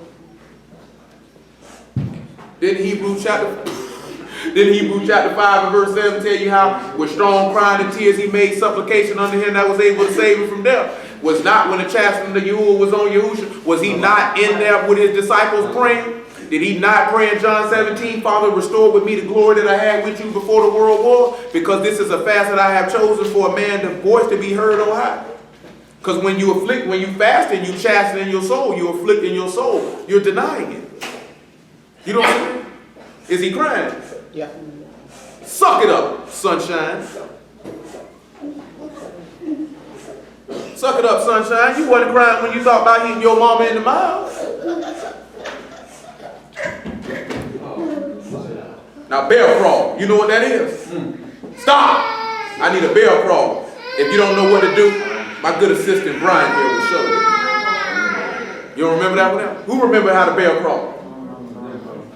That's another thing they used to do in football practice. What that is? Elbow Oh, that's the one with your hands behind you and you gotta. No. Oh, Do the worm. I figure it out. Till I figure out what it is. They may be laughing, but I'm not. Lay flat. Put your Lay arms flat. out in front. And it's a dance. Put your And arms just move like a worm. Lay flat all the way down. Put your arms out in front. Now wave your body like this, man. All the way across that. what was his name? Johnny Tsunami, the dude on wrestling? John, Scotty too hot. Yeah, Scotty too high. The arms and chest gotta come off that ground, boy. Man, you just going to get up because you look like you're humping the floor. Get a little too much pleasure. I'm telling you, around here I had dog water in your drawers. It was nasty little bubble. Time to do some burpees, man. Burpee jumps. Nasty little bubble. Isaiah 26:16. So we notice when that chastening was upon him. Verse 17, like as a woman with child that draw near the time of her delivery, as in pain cry out in her pains, so have we been in thy sight, O Yahuwah. What did Hamashiach do? Abba, in thy hand I commend not my spirit. Father, forgive them, they know not what they do. My power, why have you forsaken me? You know what I'm saying? That he was in birth pains, because before he was barren. You know what I'm talking about? Now how was he barren? Because the the spirit was in him. We know this from Matthew chapter 3. You know what I'm talking about? But he said there was a cruse of water, and then he put salt in the water to be able to heal it. We said, look at it in Matthew 3, that's when the Ruach HaKodesh come in. You know what I'm talking about? But now he's sitting back looking at, now he's out here, he's being sacrificed, now he's being salted too. So salt's being put in this cruse of water. Because he's a picture. You remember what he said? Come unto me, all ye that's thirsty, and do what? You know what I'm talking about? And what you going to drink water from? Out of a cistern. He even tell you that in Isaiah chapter 12, come draw waters out the well of salvation. You know what I'm talking about? So all intents and purposes, he's this cistern, because the waters ain't healed.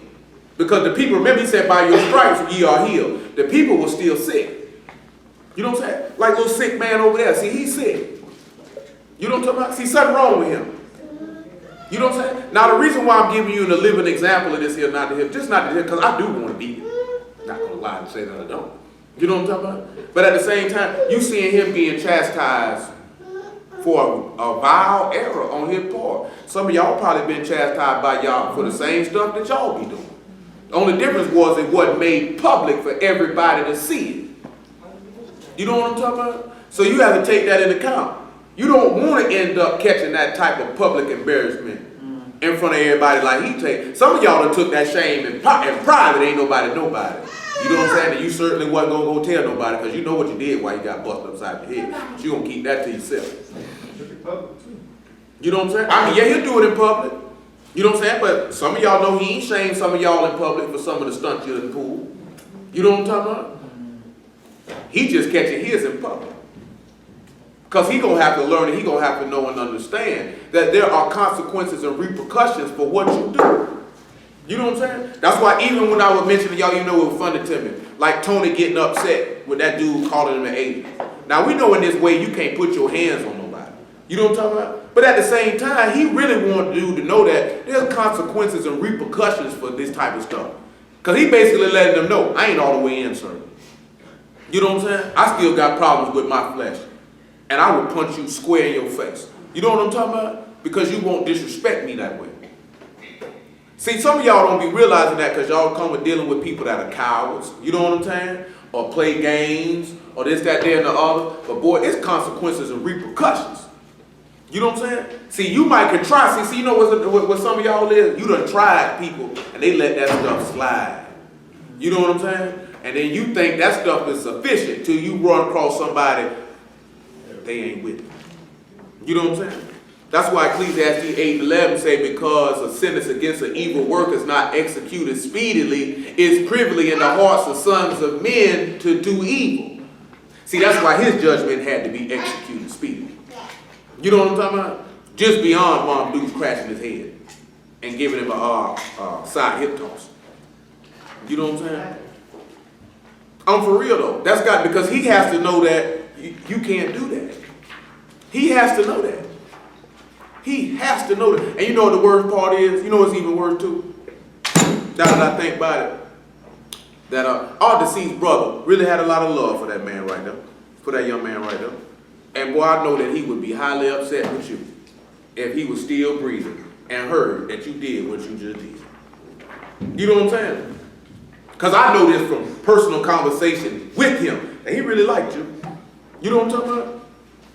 And I know that he would be utterly upset. You know what I'm talking about? And he'd have sat there and heard the fact that you lifted up your hand to your mom. You know what I'm saying?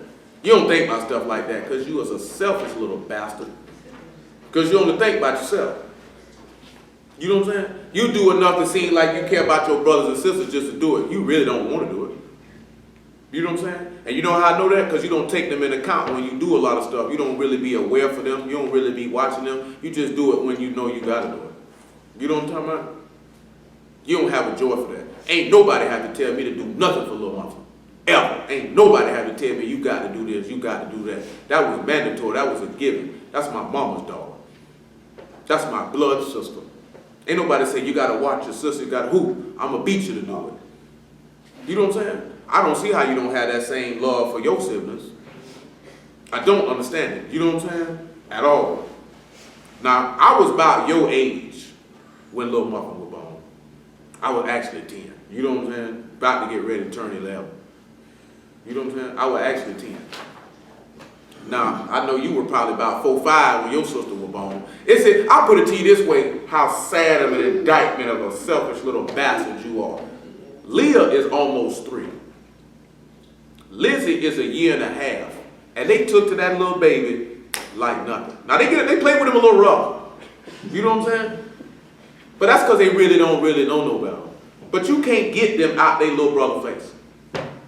If he's at any level that they can reach and they in his face, Lizzie kisses him with her whole mouth. On his whole face. You know what I'm saying? When Lizzie was born, Leah's first instinct was to go and hug and pat her sister. She wasn't nothing but a year old. You know what I'm saying? She didn't look at it as, oh man, I'm losing like this here. Boom. You know, kids, siblings gonna fight. I mean, that's gonna happen. They close in age anyway. You know what I'm saying? But they ride together though. Leah holds Lizzie's hand. I heard Leah say, Lizzie, mommy call you. Go see mommy. All that type of stuff. They might fight, hit each other, but they hold each other down though. You know what I'm talking about? It ain't no fragmentation. But boy, that's how I sit back and look at it. That's why when the book of Proverbs say, a child ways is known in his doings in his youth, I can already tell. Leah and Lizzie ain't gonna have no hard time, but you just a bastard. When I say bastard, I mean illegitimate. When I say illegitimate, I mean you do not show the framework of to be classified to be called a son in the eyesight of Yah. Because you always going to be your mama's son. She pushed you out.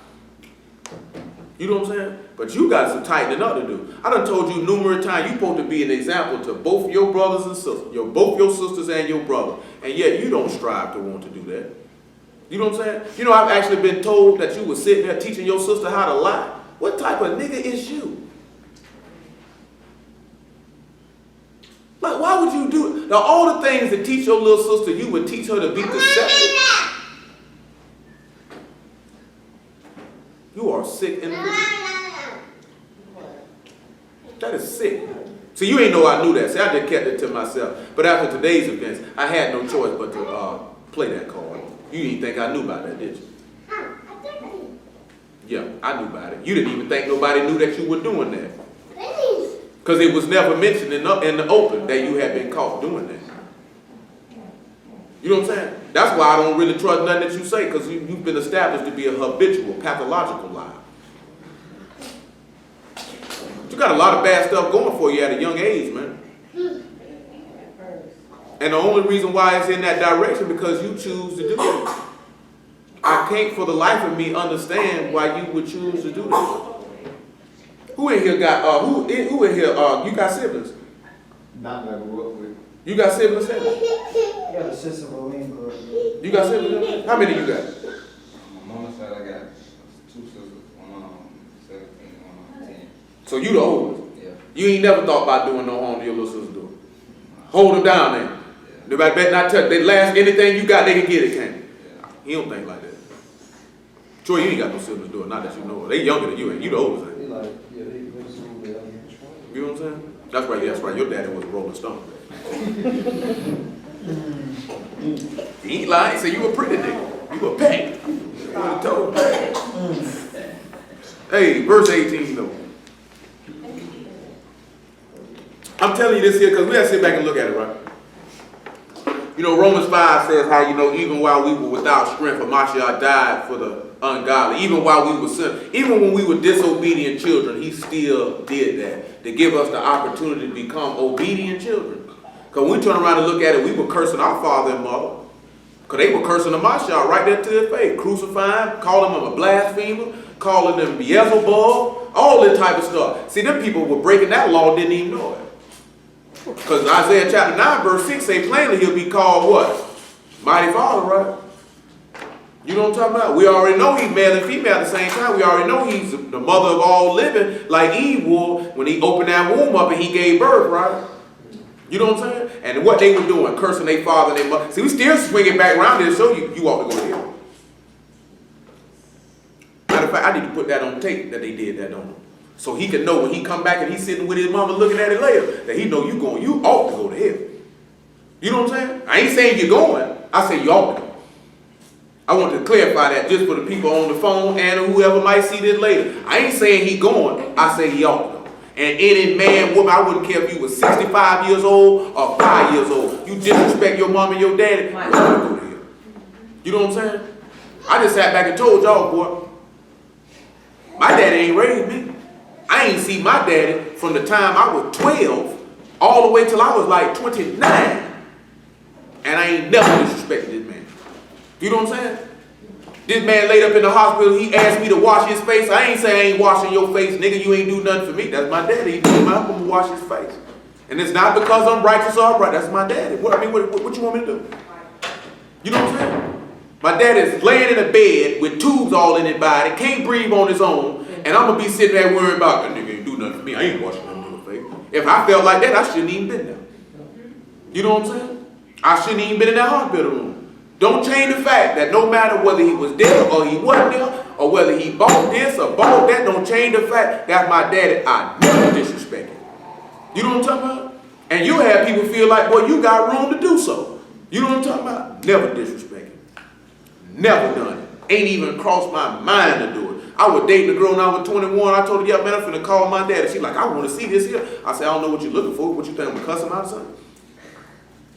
You know what I'm saying? I mean, that's still my daddy. That don't change that. It could have been in reverse and say, I lived with my daddy, my mama wasn't there. It still ain't no different. I'm not gonna disrespect my mama. Don't change the fact, that's my mama.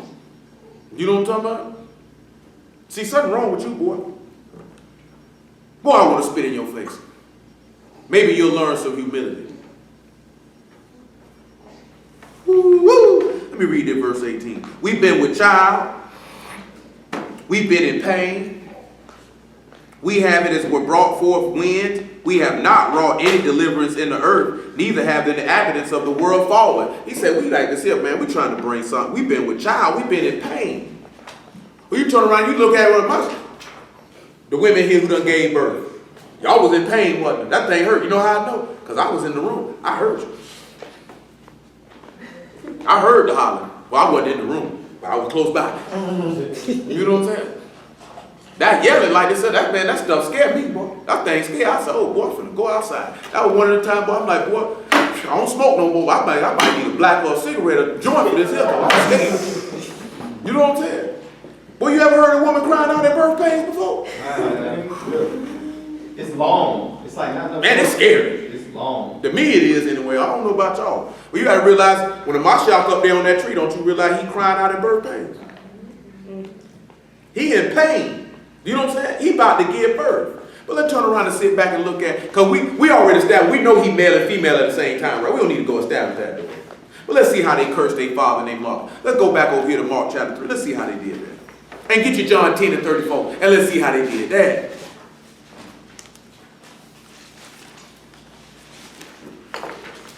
See, like this here, boy, you might be one of them people see. Talking about let his blood be on our children. You might be one of them. might be one of them. Yeah, just because you came out your mama, you got another part of your bloodline too. You might came from them. They might be one of that seed. His people might be one of the descendants of that devil. You don't never know. I'm talking about you. I'm talking about I go for any one of us in here. Don't none of us come. You got a mom and a daddy. You know what I'm talking about? Mess around, you could come from descendants of your mama them was, hey boy, we ain't got nothing to do with that there, man. You know what I'm saying? And you got something, hey boy, your daddy could have been one of them. Man, let that nigga die. You know what I'm saying? Y'all don't hear me though. Mark 3:20, let's see what these people call it. And the multitude come together again, so they could not so much as eat bread. And when his friends heard of it, they went out to lay hold on him. And they said, he is beside himself. And the scribes which came down from Jerusalem said, he had Beelzebub, and by the prince of devils he cast out devils. That's bold. Don't you realize to call a man a devil, you just curse that man? You know what I'm talking about? Well, that's a bold proclamation to say. Boy, I'm talking about, that's like fighting words right there, ain't it? Come over here to Matthew 10 and about verse 23. Make it 22. Make it 20. Man, these niggas here crazy, man. I'm talking about woo. I already heard that African lady really called the police on them. She that came in here, heard that furniture. She was like, I thought y'all was religious people. They in here beating me. They in here doing child sacrifice. Oh, wow. Well, you know when black folks make up a story, they make one up now. You know what I'm saying? Some of y'all done did it yourself, telling the story. I'm telling you. Look at Mouse. Look at Mouse. Mouse did it. Mouse one of them storytellers. He's like this here. They say, boy, the boy got nicked by the car. Mouse be like, boy, he was coming through by 65.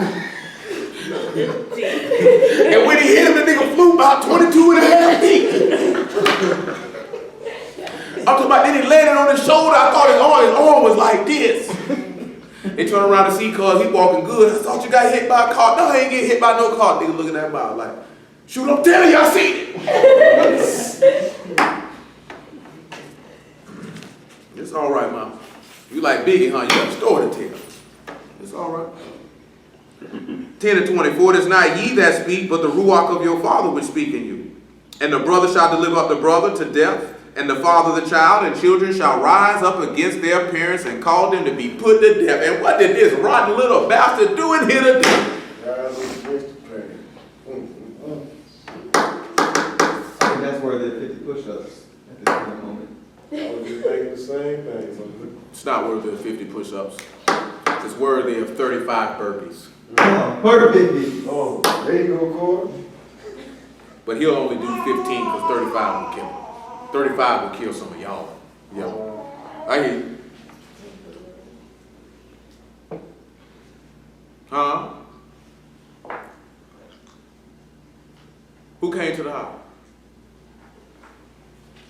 Oh, dude, steady trying to get you to buy some steak, ain't he? You know what a burpee is, sir? Show him, Ryan. Like, show him. Perfect jumps. I need 10. Because I ain't gonna lie, 10 might be too much. Really 5. That's a tax. Because 10 might kill some of y'all. No, I'm serious, bro. If your fitness level is not right, 10 burpees will break some of y'all in here. Y'all grown. That's a full body movement. It's a young buck. Get out. Explode! Then when you explode, you rise up with your mama. Yeah. So I'm telling you. Push up, put your chest to the ground. There you go. Come on, let me get on this here now. And you shall be hated of all men for my name's sake. But he that endured to the end shall be saved. But when they persecute you in this city, flee ye into another. For truly I say unto you, you shall not have gone over the cities of Yasharal till the Son of Man be come. The disciple is not above his master, nor the servant above his master, Lord. It is enough for the disciple that he be as his master, and the servant as his Lord. If they have called the master of the house Beelzebub, how much more shall they call them of his household? So if they gonna curse him, what you think they gonna do to you? What did the Mashiach say? I was there. My godmama, she I was on the 10th and she said, you think he gonna be out there, what I told you, Trey, what? Oh, we'll talk about that later. She said I'm gonna practice satanic rituals out there. Mm-hmm. Say, shoot, you better than me. I say, what you practice every Sunday? You know what I'm talking about? My God. Woo! That's how it happens. See, you ain't heard, you got that. He ain't lying though. Come over here, John 10:34. That's how it happens, little Mike. That's how it happens. That's enough. Now go wall squat. Transition. Below parallel. That means your hip crease ought to be below your knees. You know what a hip crease is, don't you?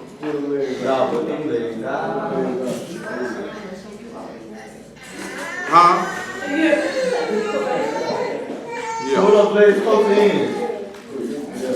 John 10:34, brothers and sisters, ladies and gentlemen, guys and gals, guys and gals, guys and gals. He say, for the Yahudim, make it 30:30. I and my father are Echad. Then the Yahudim took up stones again to stone him. Yahusha answered them, many good works have I showed you from my Abba. For which of those works do you stone me? The Yahudim answered him, saying, for a good work we shut up, stone thee not, but for blasphemy. And because of thou, being a man, maketh thyself Elohim. Yahusha answered them, is it not written in your law, I said, ye are gods? If he called them gods unto whom the word of Elohim came, and the scripture cannot be broken. Say ye of him whom the Father hath sanctified and sent into the world, thou blaspheme, because I said, I am the Son of Elohim? If I do not the works of my Father, believe me not. But if I do, though you believe not me, believe the works, that ye may know and believe that the Father is in me, and I in him. So when they came up to do that there, they would sit there, they cursed him then, because they said he was blaspheming. They wanted to kill him. Because you know, to put a curse on somebody is to wish evil on him. You know what I'm saying? They wanted to kill him. See, all right, man, shut up. Shut it up. Get all that junk, man. What, doing all that crying when you lifted up your little fist? Where was that crying then? Luke 22. You want somebody to feel sorry for you? I don't feel sorry for you. We can't use Luke 22. That doesn't have that account. Get you 1 Thessalonians 2:14 as we swing over here to Mark. Suck it up, sunshine. Mark 13:59. Suck it up, sunshine. You was hard about 3 o'clock. 2:45, you were hard. You were hard enough to hit your mama. Wasn't he hard? Hard as concrete, was it? Tough as nails. You know what I'm saying? Now all of a sudden you got to do some wall squats and your little quadriceps and hamstrings are firing. And your gluteus maximus is around here firing. Now you're crying like a little Nancy boy. Shut up, man. Well, if you don't shut up, man, I promise to you, I will get up out this chair and slap you straight across your face. I don't want to hear it, man. I don't want to hear nothing. Suffer in silence. Take a page out of Goldie's book and suffer in silence. Because that's what he did. That's the hallmark and strength of a man. To go through adversity and not complain. That's the same thing you seen Marshall do. He went through adversity and did not complain. You know what I'm talking about? You didn't, oh man, they did this to me, they slapped me, and he didn't do none of that, did he? He didn't complain. That's the hallmark and strength of a man. You know what I'm saying? To go through adversity and not complain. To go through pain and not complain. You know what I'm saying? Now he went through that adversity and didn't complain, and he did nothing wrong. I don't know what you crying for, you dead wrong. Matter of fact, hold on. Hold this right here before I read this Mark 13. Go to Lamentation chapter 3 for this old ignorant nigga over here in the corner. And if anybody who on here don't like the way I'm talking to him, well, I don't really care. You ain't got to listen to me preach now time. Don't play that type of stuff. Don't play that type of stuff. Disrespecting your mama. I don't play that. You around here go listen to a preacher that's cool with children raising their hands to their mama and disrespecting their mama. You ought to go to hell right along with it. Lamentation chapter 2, about verse 37. When I finish this verse, you can get your maggot behind up. You don't got 30 seconds. Chapter 3, my apologies. Lamentations 3 and 37, my apologies. Who is he that saith, and it come to pass, when Yahuwah commanded not? Out of the mouth of the Most High proceed not evil and good. Wherefore doth a living man complain, a man for the punishment of his sins? What you crying for? Let us search and try our ways and turn again to Yahuwah. Let us lift up our heart with our hands unto Elohim and the Shamahim. We have transgressed and have rebelled. Thou hast not pardoned. Thou hast covered with anger and persecuted us. Thou hast slain and thou hast not pitied. That's the same thing you look at him. Mashiach complained for the punishment of his sins, though he committed none, because he became sin. He didn't complain. Now you can get up. All that crime. Coward self. Come on back over to Mark 13 and 59. Old coward. That's what a coward do. That's one thing about a coward. You want to do some old gangster stuff, when them consequences and repercussions come, you cop and deuces crying like a little girl. I've seen it too many times. Especially when I see dudes run to women talking about what they'll do to somebody, then cuz run. I ain't even say that, cuz. I ain't even say that, man. Man, she lying, bro. Crying and whatnot. Coward self. Verse 60, what I desire. And the high priest stood in the midst and asked Yahusha, saying, Answer thou nothing? What is it which these witness against thee? But he held his peace and answered nothing. Again the high priest asked him and said unto him, Art thou the Mashiach, the son of the Baruch? Yahusha said, I am, and you shall see the Son of Man sitting on the right hand of power, coming in the clouds in Shamahim. Then the high priest rent his clothes and saith, What need have we any further witnesses? You have heard the blasphemy. What think ye? And they all condemned him to be guilty of death. And some began to spit on him, and to cover his face and buffet him, and say unto him, Prophecy. And the servants did strike him with the palms of their hands. You seen right there, they cursed their father and mother right then and there on the spot there. Now you know the law say that whosoever shed his man's blood, by man his blood ought to be shed. And he said, and them people said, let his blood be on our children's children. So when I look you in your face and tell you you ought to go to hell, did not the book just back up that he ought to go to hell because he cursed his father and his mother? So when you disrespected your mama, in actuality, you disrespected a Mashiach. See, let me show you something else in Colossians chapter 4, you little bastard. You know what I'm talking about?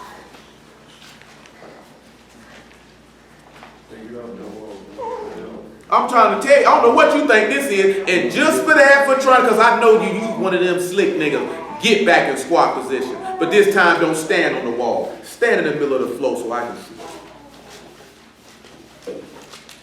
Matter of fact, I need you to hold a static lunge. You know what a lunge is? Stick that left leg out. Hold on, y'all. I need you to do this, just like this. I need you to do this. I need you to do this. And I need you to hold it. And do not rest your hand where I'm resting mine. Put your hands to your side. Pet that back leg out just a little bit further. And straighten your back out, boy. Stand up tall. Bring that knee down. Yeah, you kept saying you wanted to train. You get it today. I said bring that knee down. Down. There you go. Off the floor. Hold it. Colossians 4. Is it Colossians that I desire?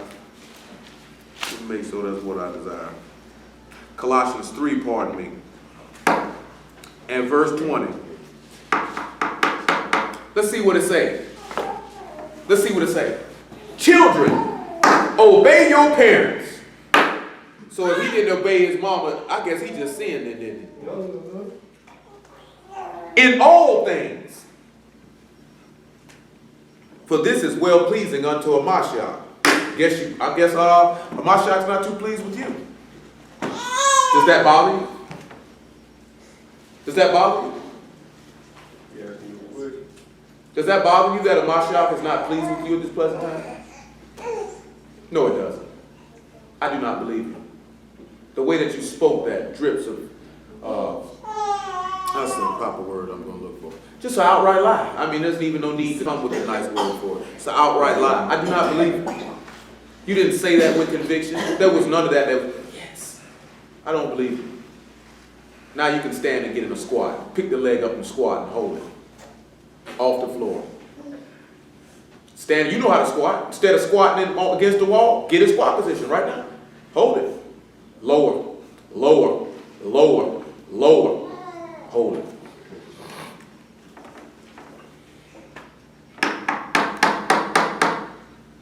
Now we dealing with a Mashiach being barren. You know what I'm saying? Because it said the water was not and the land was barren.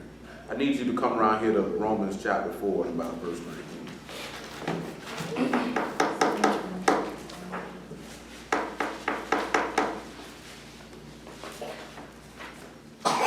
Because they got to realize that we weren't healed at that particular time. We were in a bad place, in a bad spot.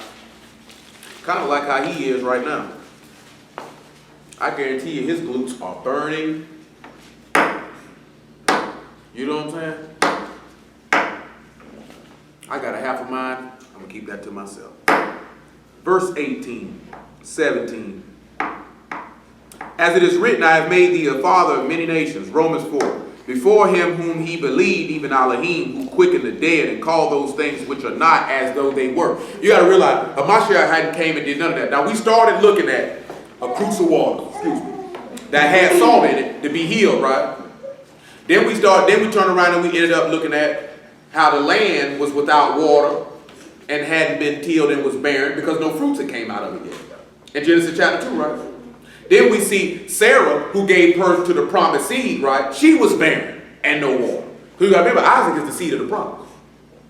So when we're looking at the seed of the promise, you know the seed of the promise is Hamashiach, because there's not seeds as many, but seeds as one, and that seed is Hamashiach. You know what I'm talking about? Because she's a representative of a barren land. You know what I'm talking about? Who has to bring forth. Get up. Jumping jacks, proceed. Now listen to verse 18. Listen to what he said. Who against hope believed in hope. So sometimes, man, even when things look as that it's not going to happen, you still believe that Yah's faithful. Because this woman said, how am I going to have a baby in my old age? How is this possible? But he looked at it that even against hope, I believe in hope. Because we know Hebrews 11 translate hope for us as belief in things that are hoped for, the things that are not seen. Because we have to believe, because what did he tell Sarah? Is anything too hard for y'all? If he brought water out of a rock and split a sea, you know what I'm talking about? And took a man and rose him from the dead 3 days later, there's nothing too hard for him. And this man just spoke, like I was talking to the brother about this earlier. The reason why they try to come like with certain things is like with a flat earth or not a flat earth or things of that nature is, or other planets, is they don't want to give Yah his glory. They got to try to say it was a big bang, and then that's where you get the earth and Mercury and Venus and all these planets from, because then it takes away from Yah. You know what I'm saying? Because these people do not want to give him the glory that he so rightfully deserves. You know what I'm talking about? So we had to turn around. You could stop. So then we could turn around and sit back and look at it. You're supposed to give esteem. You know what I'm saying? Esteem, at all intents and purposes, is respect or honor. You know what I'm talking about? To the Most High. The Most High told you to esteem and honor your mother and your father. We turn around and we look at that. Hamashiach is our mother and father at the same time. You know what I'm saying? What's her problem? She must have just got up. You know what I'm saying? But we supposed to have that same modicum of respect. God, no, if you can't respect your parents, there's no way you can respect y'all. You know what I'm saying? If you can't respect your husband, there's no way you can respect Hamashiach. If you can't love your wife, there's no way you can love Hamashiach. That's going to be impossible. Because these are frameworks of natural situations that's supposed to point to spiritual concepts and principles that you should be able to execute. You know what I'm talking about? But see, a lot of y'all got too much junk and other stuff in your head, worrying about the wrong things, chasing after the wrong things, concerned with the wrong things that will not allow you to be able to execute flawlessly. You know what I'm saying? See, that dude right there, he on drugs. I don't know what he been sniffing, what he been snorting. But it came to a head today, boy. Because, boy, we've been dealing with your shenanigans for about a year and a half.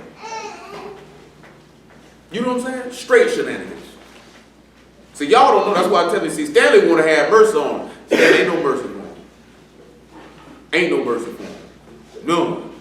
You know what I'm saying? You just look at, oh, that's legit who rolled the bicycle in the wall. No, that's a nigga. That's a nigga. He done disrespected his mama on numerous occasions. With his eyeball rolling, slick talking, not doing right in school, disrespecting his teachers, telling him disrespect T on numerous occasions. He literally did set his sister on fire.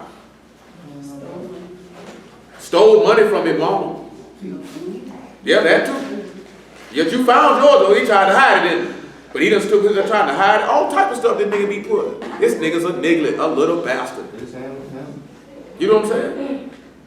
Talk slick. You know what I'm saying? And then to come to a head, what he decided to do on September 26, 2015, blow up the mom deuce. And the fact that you got to tell him to apologize to his mama, that he wouldn't even come and do it on his own volition, says a lot about his character. You know what I'm saying? He shouldn't even had to been told to do that. He should have already been ready to do it. Says a lot about him. Because even if he would have went and did it, it wouldn't have been sincere. You just heard him now. When I say, does that bother you that a Mashiach's not pleased with you? Yeah. That you couldn't even believe that. You could barely hear him, did it. You didn't even believe him, did it? I know I did. You believe in Brian? So I know you ain't believe. Because you know what I'm saying? You know you're supposed to, you know you don't want your mama to be disappointed in you, but I'm talking about, but if a Mashiach is disappointed in you, boy, that would bother me greatly. But what all he always want to do? Mama, play this song, huh? I want to hear this song. I want to look at this. Flodge. Don't look shame now. I know you mad. Think about all type of stuff you wish you could do to me if you was about 5 inches taller and 40 pounds heavier. And I say, please run up on me, because I ain't a fighter, but I'll fight today. Because these ain't popcorn muscles over here, buddy. I can use these things here, boy. These things move some weight, boy. I trap hold to you, you definitely gonna know it. But nevertheless, I digress. And who against hope believed in hope that he might become the father of many nations, according to that which is spoken, so shall thy seed be. And being now weak in faith, he considered not his own body now dead. You heard his head? Not being weak in faith, he didn't consider his own body being now dead. You sit back and look at Hamashiach, already know he was slain from the foundation of the world. He was not weak in faith, considering my body is already dead. When he was about 100 years old, neither yet the deadness of Sarah's womb. He staggered not at the promise of Elohim through unbelief, but was strong in faith, giving esteem to Elohim, and being fully persuaded that he which had promised was able to perform. Therefore it was imputed to him for righteousness. Because remember what Mashiach say in John 10, my Father gave me a commandment to lay my life down. He gave me a commandment to pick it up again. So that means Mashiach was not weak in faith, considering that I'm about to be dead, my womb gonna be dead, but Elohim is faithful who promised, I will not stagger at this promise, I will finish the work. You know what I'm talking about? What did he say that the scriptures might be fulfilled? It's finished. I'm not going to stagger at the promise. He said he would not suffer his co-dad one to see corruption. Ain't that what he said? He believed that. You know what I'm saying? Because he knew that the womb was barren. Come on with Psalm 103. You're about to get out of here in a minute. Does anybody have any tasks that they would like him to perform for them before we depart? Yes, but I'm talking about in here presently. Oh yeah, we're going to a walk, all right. Got me thinking about what that lady said at us at Lake Buck. 110, I'm sorry, Psalm 110. She told us, welcome to Sheol. She was looking so ugly when she said it. She's sitting there looking at her, welcome to hell! Oh my goodness, old ugly woman here.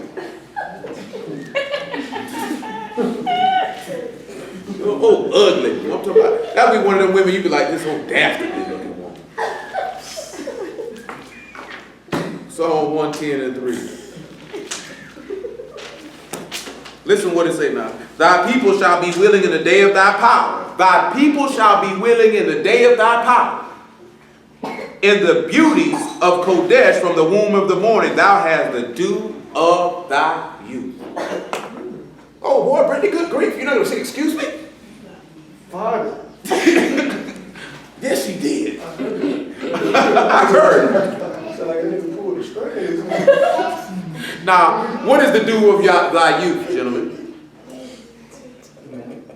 What is the dew of thy youth? Listen to it again. Thy people shall be willing in the day of thy power. There are three different things going on here. Thy people shall be willing in the day of thy power. In the beauties of Kodesh, from the womb of the morning, thou hast the dew of thy youth. Yeah, that's the Ruach now. What you got, Troy? Oh, we said, like a dose from the womb of the morning, taking back to Genesis. Absolutely. So when they talk about the dew of thy youth, let's go back to Genesis 2 and you see the dew of thy. Always remember, if you hear youth, the first thing it's got to take you back to is Adam every time. Remember, because he always described the spirit as dew, right? Water. Even when you sit back and you look at what did Gideon say, he say, well, man, put the dew on the fleece. You know what I'm talking about? And all this old type of stuff. And you know what a fleece made out of? Lamb's wool. When you first said dew, first thing that came to my mind was manna. Because I know manna, came like 2 in the morning.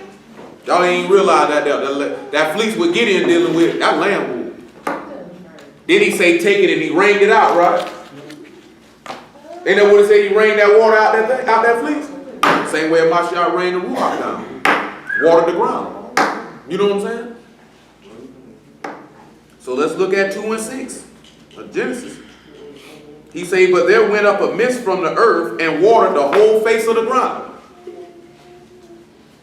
And Yahuwah Elohim formed man of the dust of the ground and breathed not into his nostrils the breath of life, and man became a living soul. And you know he said the first Adam was made a living soul. The second Adam was made a quickening spirit. Because you got to remember, this is barren land.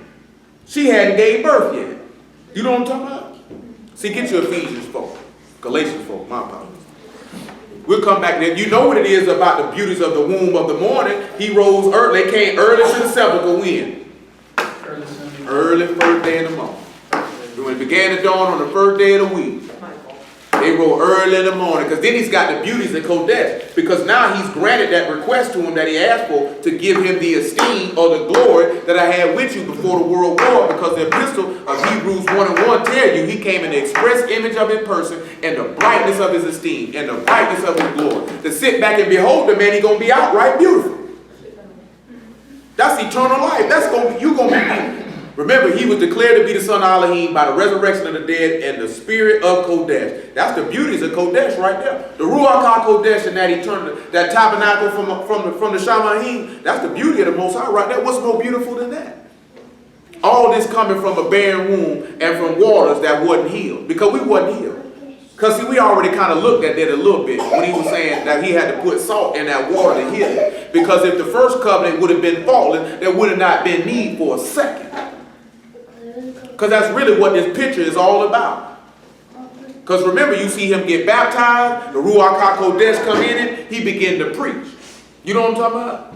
Then now also if the Ruach HaKodesh is in him, all you got to go do back is look in Isaiah 59 and 20. He said, this is the covenant that I will make with them when my spirit is upon him. I'll put my words in the mouth of his seed and his seed from henceforth and forever.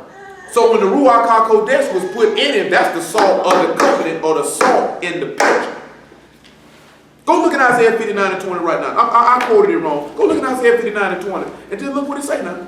Because then we already look at it, he say, do not suffer to not lack to put the salt or the covenant of your power in that sacrifice, right? So then we done determined that salt is signifying the covenant of the Most High, ain't it? Well, let's look at Isaiah 59 and 20. Let's just see what he say there. And the Redeemer shall come to Zion, and unto them that turn from transgression, and Yahweh, saith Yahuwah, as for me, this is my covenant with them, saith Yahuwah, my spirit that is upon thee. If the spirit is upon thee, that means he's talking about somebody. And he say, and my words which I have put in thy mouth shall not depart out of thy mouth, nor out of the mouth of thy seed, again singular, just like you read in Romans, nor out of the mouth of thy seed, saith Yahuwah, from henceforth and forever. We already been talking about the Ruach HaKodesh is continual. You know what I'm saying? The chances of that, you getting that and that departing is next to none. I just couldn't see nobody partaking in that and then they lose it. Because if you so-called partook in that and lost it, it's because you never had it. You know what I'm saying? That's just my personal opinion. I do not believe any man or woman under Shamahin can receive the Ruach HaKodesh and lose it. He says it's impossible in Hebrews. Yeah, you know what I'm saying? I just can't see that happening. You know what I'm saying? I can't see somebody getting that and going back. You a partaker of the divine promises of Yah and you go back. I can't see that, man. Y'all know Hebrews chapter 8 say about the first covenant not being faultless. You know what I'm saying? If it were faultless, there would have been no need for the second, right? So look over, let's finish this 2 Kings 2 so we can just be done with it. It's 5:30, we got to go. Little man sleep? He sleep? My man. Boy, that's a happy boy too. Like this, I be seeing Leo and Liz be tickling on his stomach. They pushing hard like they doing CPR. They push hard. Well, you know it's something when Pops got to tell him, all right, now you're being too rough with him, and he's a boy, and you got to tell girls, all right, you're being too rough with him now. They rough with him. They rough. That made me think back when Little Muffin was little. My mom used to tell her she's not a boy. I toss her around like a little boy. She's not a boy. She's gonna be tough like one though. So when we look at verse 20 again, in 2nd chapter, 2 Kings 2, he said, "Bring me a new cruse and put salt therein," and they brought it to him. Remember, he said, "Bring me a new one." A new one. Why is that important? Bring me a new one. New one. Not put new wine in old vessels. Not exactly that, and don't put new wine in old vessels. And then on top of that, when he rose from the dead, he was a new creature. You know what I'm talking about? And what did he tell us in 2 Corinthians 5? If we be in the Mashiach, old things have passed away. That's why he say you actually looking at, you must be born again. Hold on, y'all. Hello? Hello? All right, hold on one second, but let me call you right, Mike. Y'all realize that if he say make a new cruse and put salt therein? See, going over here, John chapter 3. That made me think about Pale Homeboy with that horrible teaching he gave on being born again. It was disgusting. As a fact, I made it my business to sit back and show how pitifully and woefully it was executed. 3 and 3. Because he say make a new cruse and put salt in it, right? So you turn around and you see Hamashiach was born again, made the second Adam, received the dew from his youth. You know what I'm talking about? He said, Yahusha answered and said unto him, Truly, truly, I say unto thee, except a man be born again, he cannot see the kingdom of Elohim. Nicodemus saith unto him, How can a man be born when he is old? Can he enter the second time into his mother's womb and be born? Yahusha answered, Truly, truly, I say unto thee, except a man be born of the water and of the Ruach, he cannot enter into the kingdom of Elohim. That which is born of the flesh is flesh. That which is born of the spirit is spirit. Marvel not that I said unto thee, ye must be born again. And the key thing you got to keep, if the salt was in that new cruse, then that means that's fulfilling Jeremiah 31, that I will make a new covenant with the house of Yasharal and the house of Yehuda. You know what I'm talking about? I will put my laws into their hearts and in their inward parts, and I will remember their iniquities no more. You understand what I'm telling you? That's all that right there. And let's give Sharon a round of applause, because if he wouldn't have did that to his mom, we wouldn't even do that. No, let's not get that. Let's not. 2 Kings chapter 2. You're not worthy of a round of applause. You standing there like you're mad. You got a problem with me, man? I sure hope not. Like this here boy. I got both my homeboys in here, boy, and we fire off on sight. If one fire, everybody fire. got the answer for him coming out in the middle. He think it's a game though, but ain't no way they'll walk past you like unless it's one-on-one. He like, let's see how I got it. And then sometimes they don't even want to hear that. He like, let's see, I don't care if it's one-on-one. I'm hitting him anyway. Tell you nothing. I'm telling you, boy, that man there's a known brawler. I seen him too. I seen you too. I seen him too. Well, I seen him hit a man so hard that nigga said, I don't want to fight no more.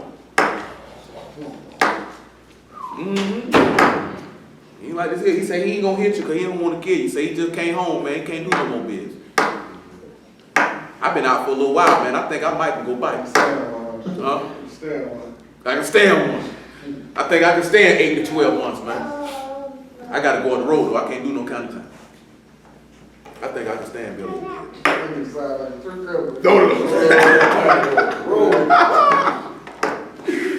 In verse 21, he went forth unto the spring of the waters and cast the salt there. And said, thus saith Yahuwah, I have healed these waters. Listen to what he said. There shall not be from thence any more death or barren land. Revelation 21. It don't matter. If whatever we don't finish, y'all we'll get it tomorrow. Because I got you for 8 days.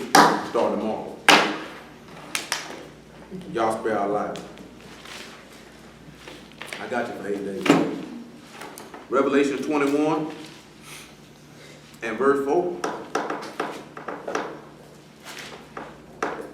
And Elohim shall wipe away all tears from their eyes, and there shall be no more death, neither sorrow nor crying, neither shall there be any more pain, for the former things are passed away. And he that sat upon the throne said, behold, I make all things new. A new cruse. And he said unto me, write, for these words are true and faithful. And he said unto me, it is done. I'm the beginning and the end. And I will give unto you that is a thirst of the fountain of the water of life freely. He that overcomes shall inherit all things. I will be his power. He shall be my son. Do you not notice that and we could go back and look at this here, because I could tie this into Ezekiel 47 with the salts and the water rising and the healing. Because when you looking at it being no more death and no more barren, we go right back and we done dealt with this in the past. Isaiah 66, shall I shut up the womb, the men resurrected from the dead. Not only that, but he left that womb open so Mashiach can continually give birth. You know what I'm saying? That's the sons of the Most High can be continually produced. Is that what John 19 when he put the spirit in? That's why they had to hit him. That's his womb. He's continually produced. That's why he said the blessed of the womb of the morning, because that's when he was born. Galatians chapter 4. I almost let it slide, but I ain't gonna let it slide. Because we got to get out here at 5:40. And that Jamaican lady, African lady, whatever she is, she don't play no games. We ain't dealing with Mr. Greg. Mr. Greg gonna be like this, hey man, y'all all right? We love you guys. African lady.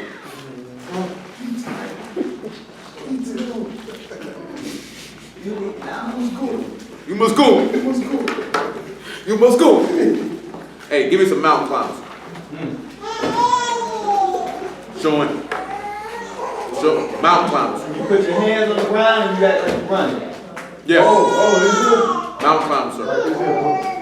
Yeah. Let's get it. Let's get it. Let's get it. Let's get it. Double time. Double time. Double time. double time in the family. 4:25. For this Agar is Mount Sinai in Arabia, an answer to Jerusalem, which now is and is in bondage with her children. But Jerusalem, which is above, is free, which is the mother of us all. For it is written, rejoice, thou barren that bear not. Break forth and cry that thou travail not, for the desolate have many more children than she which have a husband. And we can turn around and you look at, Hannah. You know what I'm saying? She was barren. And she ended up having many more children than the other wife that he had. Even when you sit back and you look at Rachel and Leah, same thing. You know what I'm saying? When you look at a Mashiach, he ended up having more children being made desolate and barren. You know what I'm talking about? They broke him down and he reproduced. The whole point of what I'm sitting back looking at, you tiring out, huh? Crank it up a notch. Is that new cruse has to let us know that we got to be made new. You want to cry, you just standing there while you crying, you doing that movement, man. You You know what I'm saying? A new heart and a new spirit. You understand what I'm telling you? And that salt got to be put in it. Because when that salt get put in it, there'll be no more death. You know what I'm saying? It's got to be made new. We'll talk this here. Y'all we pick up on some of this stuff here. I wasn't able to go on like I wanted to because all I could think about it. Who told you to stop? But like this here. We will give praise, glory, and honor to the Most High Yahweh, Yahushua Mashiach, our Master. Praise y'all.